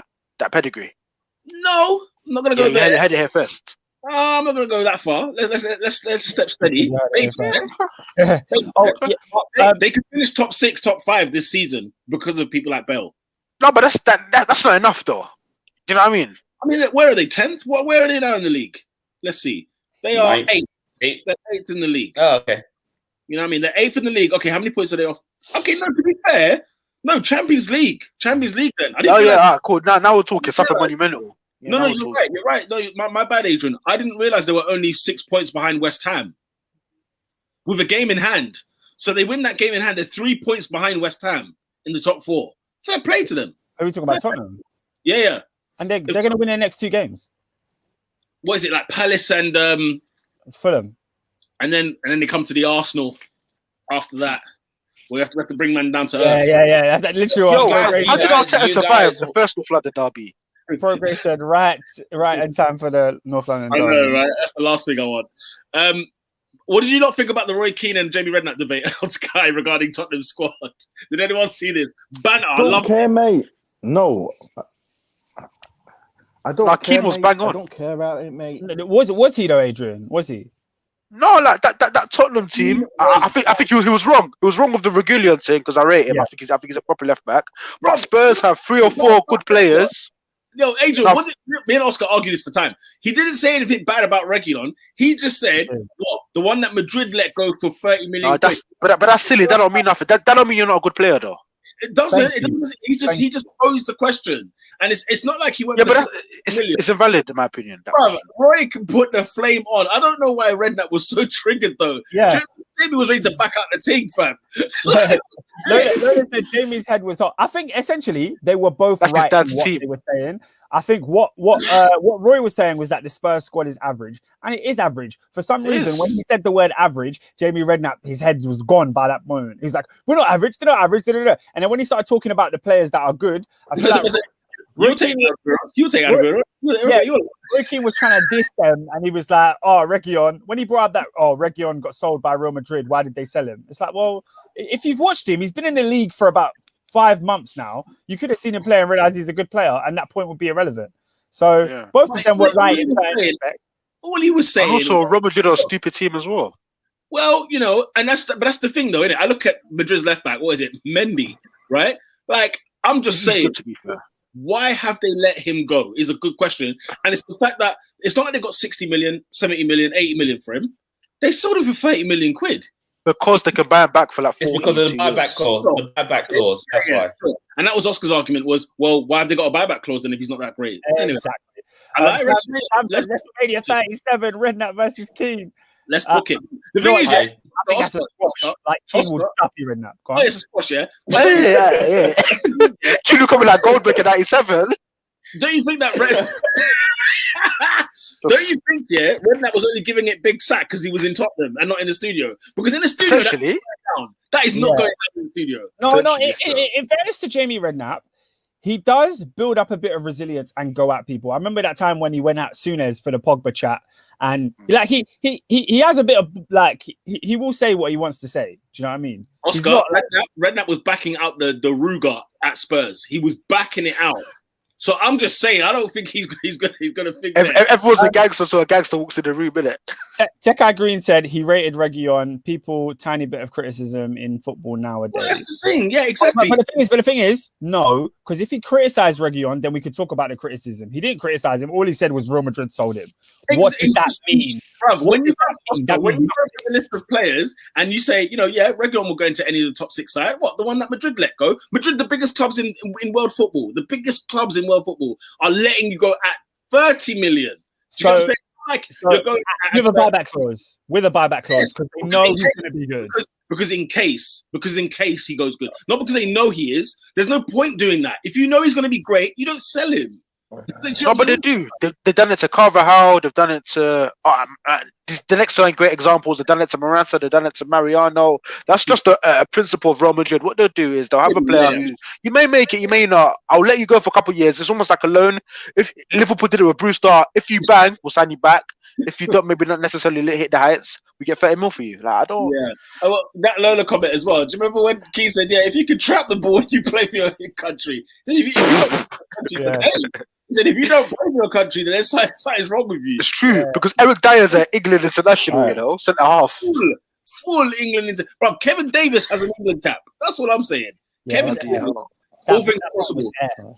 Just very quickly to end on. All right, lads, can we move on? Yeah, very quickly. Glenn Roeder, you know what I'm saying? Rest in peace. You know what I'm saying? Former Gunner, former West Ham, former Newcastle, Norwich. He was in the England setup as well in France 98, that legendary team.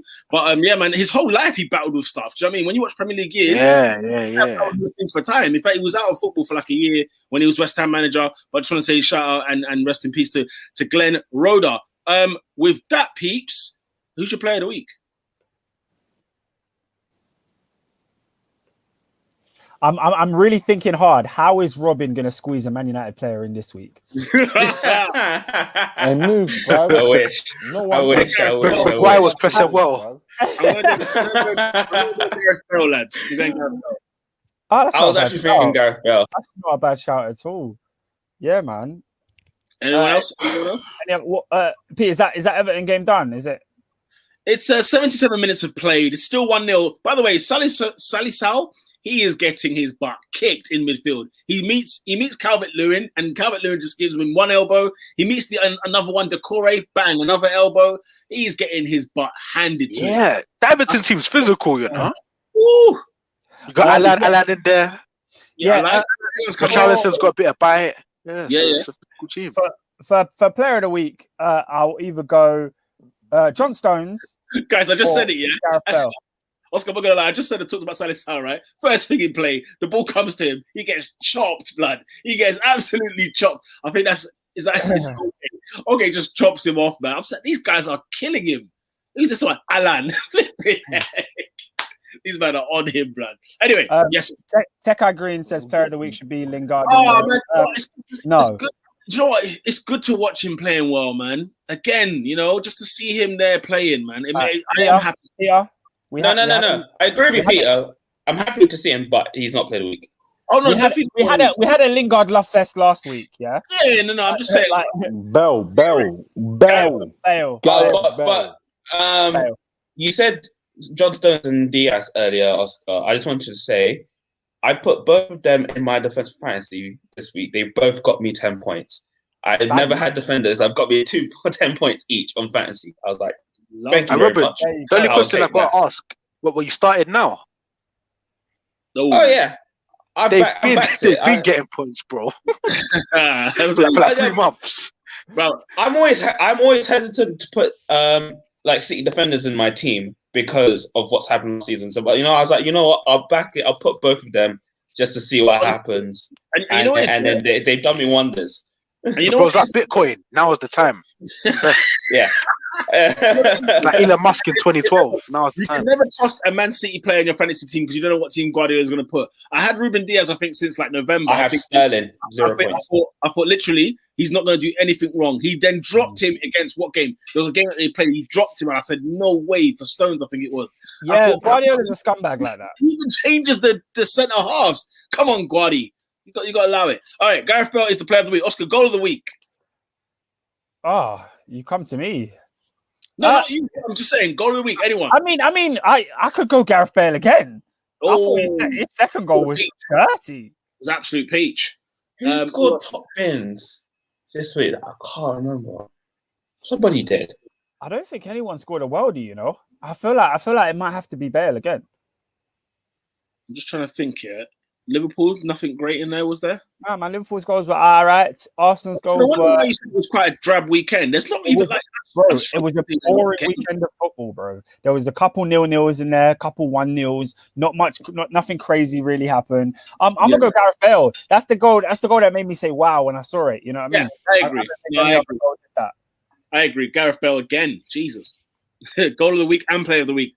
Who is the team of the week? It's either Arsenal or Tottenham. I'm personally going to go Arsenal. I think a good win in the Europa League, as well as to come back and win away from home at Leicester. You know, Spurs supposed to beat Burnley at home. I said they would do it last week, and they did exactly as I expected. This game, I don't think many people predicted Arsenal to win, but they went out there and put in a performance. So shout out to them, man. Two very important wins. I'll give Arsenal, the team of the week, some way, somehow, ladies and gentlemen. David, who is not that guy this week? Because there's a game and there's a fixture. There is one. There's a fixture I left out this weekend, and people might think, oh, talk about it. Talk about it. Ladies and gentlemen. No. Talk to me. This is just for 1 week. Just for 1 week only. I'm doing not that guy. I've been dodging it because of Arsenal being taken. Obviously. Well, I see everyone in the comments putting their thing. Nope, it's not him, bruv. No, but the criminal. In my opinion, if you want to give it to him, if you want to, I'm doing it. I'm giving it to him. Let me explain, bruv. Let me explain. Lee Mason, for me, you've dodged the bullet, bruv. You're lucky. You've dodged one. No, he hasn't. If you guys want to give it, to him, he's not. Problem. No, he's not. Stuart Atwell. He needs to go in. Stuart Atwell. You can go and give it to him. For me, this guy needs to get it, blood. Because let me see. Let me get his thing up. Yeah, this gentleman wants to get himself cancelled, didn't he? Yeah. So he was born 3rd of October, 1981. Yeah, he's one of the most decorated active footballers in the world. 31 trophies in his career. Yeah, 570 career goals, including more than 500 club goals. Yeah. So, this guy is very well known. He's Bale. If you've not read this story, then boy, I don't know where you are. So I'm just surfing the internet on my skysports.com. I had nothing interesting on there. Let me go international, ESPN.com. Oh, I see a story. Man, I'm chatting that grease about LeBron James. I'm like, who's this guy? This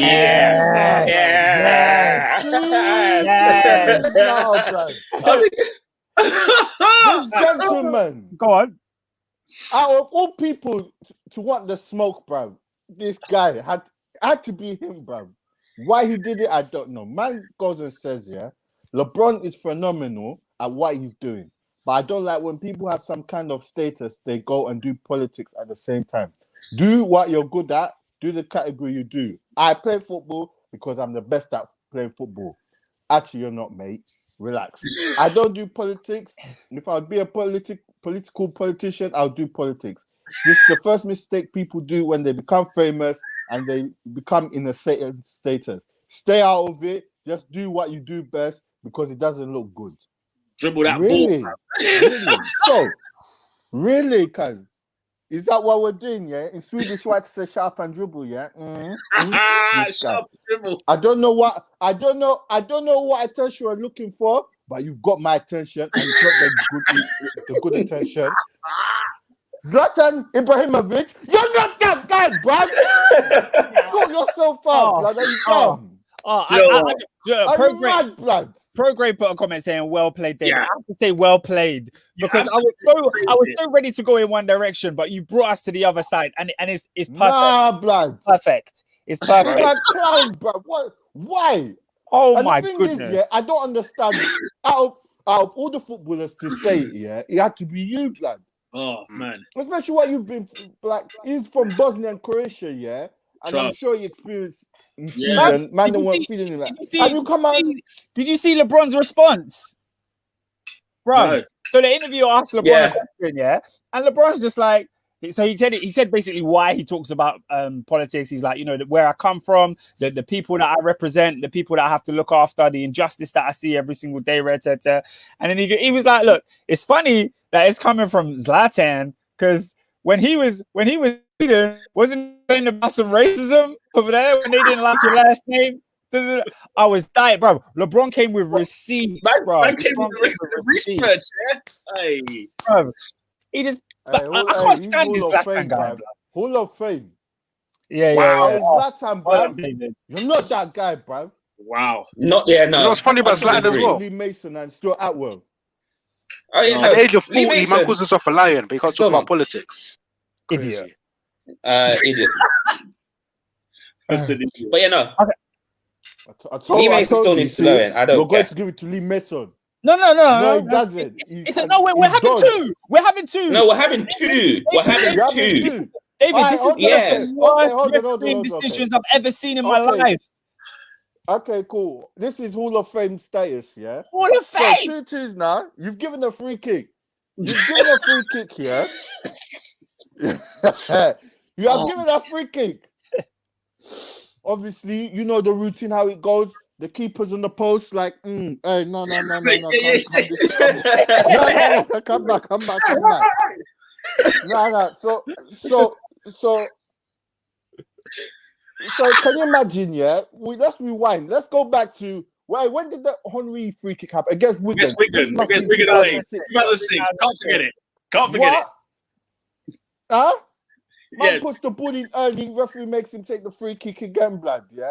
Yeah. He takes it again, puts it back in. Man looking at him. Is Are that you enough? done, blood? Is that enough? good? Yes, it's good. It's enough, blood. How can he celebrate? No, that didn't happen this weekend.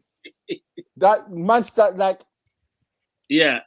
but no, this past weekend, fam, Lewis Dunk asked, what's his name? Lee Mason. Can I take the thing? Can I take the? He said, yeah. Bing. Then whistle, goal, man puts it in the court, in the goal. Second whistle's gone off. Everyone's looking around like, fam, what's going on? What's going on here, guys? Man, them go to VAR. I've never heard this rule in my life, yeah.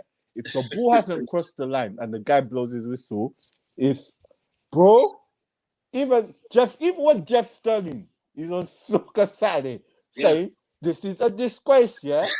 Keep it short and simple. Lee Mason, no, do you know what? Yeah, Lee Mason, Stuart Atwell, Mike Riley, the stupid PGML or whatever their name is, the FA, all of you lot, you're not that guy, bruv. Sort it out, bruv. I've had enough of this, bruv. You man are a joke, bruv. David. We need diversity. No, hold on, let me finish. We need diversity in this refereeing business, bruv. Because it's a joke, bruv. It's all white people running this thing. It's a joke, bruv. They don't know what they're doing. Get them out, bruv. Get me in, guys. I can do a better job. These men are stupid, bruv. Oh, mate. Oh, I need all the refs binged. Bruv. Yeah, I agree. Mark Oliver still here? Is Mark Oliver still here? Oliver's here. He needs to go in the bin as well, blood. No. They need to do Graham Poll, the only blood. good one we had. Second yellow card. The only good one we had was was it Mark Clattenburg? And he dipped as well. He went over to like Saudi Arabia and everything there. But he needs to come back, blood. All of them need to retire, bro. Just do that Graham Poll. See how we retired after the World Cup, giving that second yellow card. Man, I'm not getting the World Cup final now. Man said, yeah, blood, retire, blood. All of them are trash, blood. Oh my God. No, I have to say, guys, that's got to be one of the worst refereeing decisions I've ever seen. Yeah. So unbelievable, bro. You've blown the whistle. What did Peter Ward say? Peter Ward backed it. He backed it. He was basically saying, he said VAR got the right call. But the thing that pissed me off most about this is that he backed it in basically his point was because Lee Mason's second whistle was before the ball crossed the line, therefore he had every right to bring it back because it already happened. But none of them are criticizing the referee for the mistake he's made in the first place. He's gone and said, yeah, take the free kick. They've taken it. He's blown again. Then when he's disallowed the goal, he then gives it. He gives the goal. He says it's a goal. The Brighton players run off and start celebrating. Nice. He then pulls it back for VAR. It's absolutely ridiculous. Absolutely ridiculous. Guys, the worst refereeing decision. Bin all these refs. Peter Walton needs to come off TV, bruv. He ain't got a clue what he's doing, bruv. Who? I saw he got an injury, so he couldn't officiate the next game on Sunday. He was meant to be VAR at Stamford Bridge, for Chelsea Man United for more howlers, but he was injured. Bruv. Make of that what you will.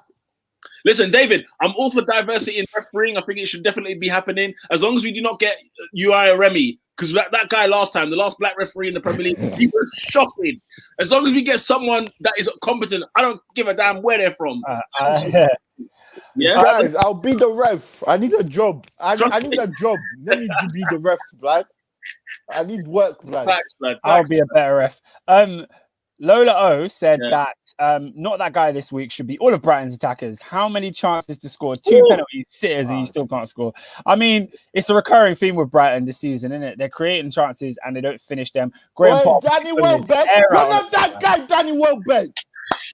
Danny Welbeck is not that guy. You see? Danny! Stupid guy, bro. Oh,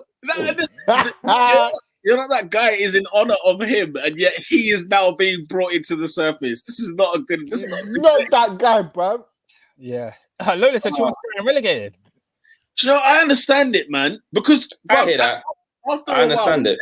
After a while, how many times, how many games are they going to have 15 plus shots on goal, and we're going to say, "Oh, if only they had good strikers." Like, come on! At the rate at which they're missing chances at, it's so scandalous, man. It's crazy.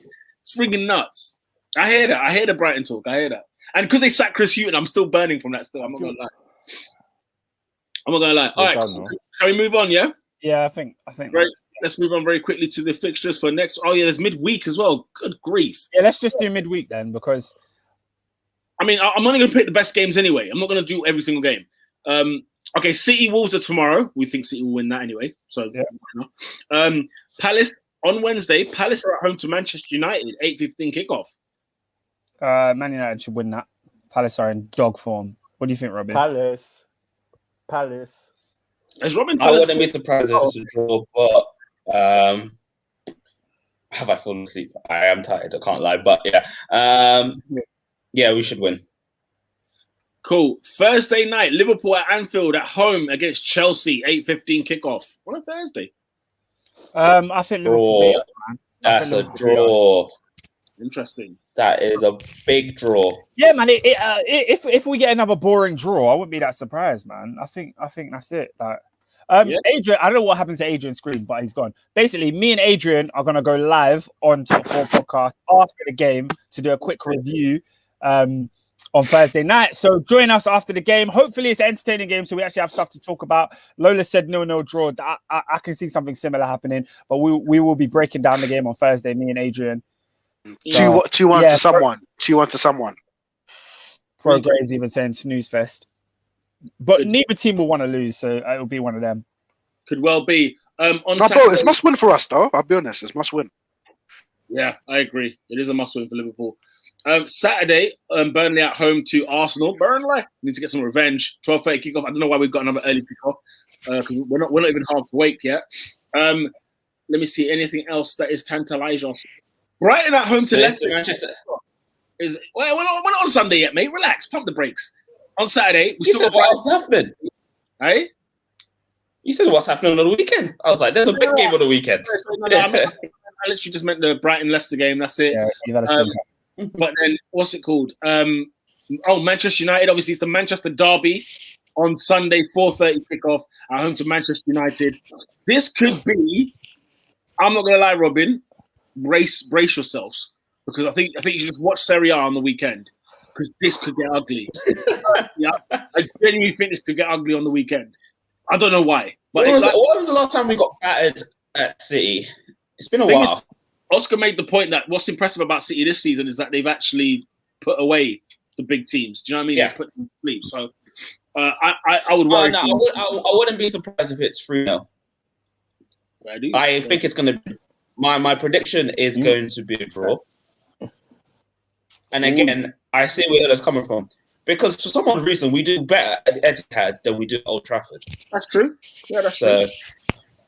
That is true. But, you know, this when he sees a title, he'll go for it. But we have spoiled it a couple of times. I'm hoping you do something. And I hope you have Cavani back. Striker. Both forwards are doing it. Yeah, you will need Cavani back for sure. And lastly, Oscar, before we go live on the Top 4 Podcast on the Monday night, Chelsea at home to Everton at 6:00. And full time at Goodison, by the way, 1-0 Everton. I think Chelsea should win that game. I don't know why. Something about 6:00 and Stamford Bridge makes me feel like we'll just routinely win this. Timo Werner goal. Mad thing. Well, that basically sums up this week's Top 4 podcast. Thank you for all locking in. Big up to everybody that's commented today. Big up the newcomers as well and the long time. Check out our new show. Robin. Check out our new. Robin, talk to them, man. Got a new show up. It's called the European Roundup. Something that I've been thinking about, pondering for a while. Just talking about what's happening outside the Premier League, seeing what's going on in Europe. Quick bite-sized show, just rounding up what's going on, looking out on who's been good and who's in the mud. So just check it out. Yeah, give us a like, and that's it, really. Yeah, obviously we got Robin's European football show Thursday. Adrian and Oscar are doing a review of the Liverpool-Chelsea game. So tons more content for you to digest during this March period. So please subscribe. Like, share, subscribe at Top 4 Podcast on the Twitter, on iTunes, on Spotify, SoundCloud, YouTubes, of course, on Twitter as well. Make sure you do share, like, and subscribe on the channel. Peeps, we'll see you next week. Thursday, post-match, Liverpool-Chelsea. Peace.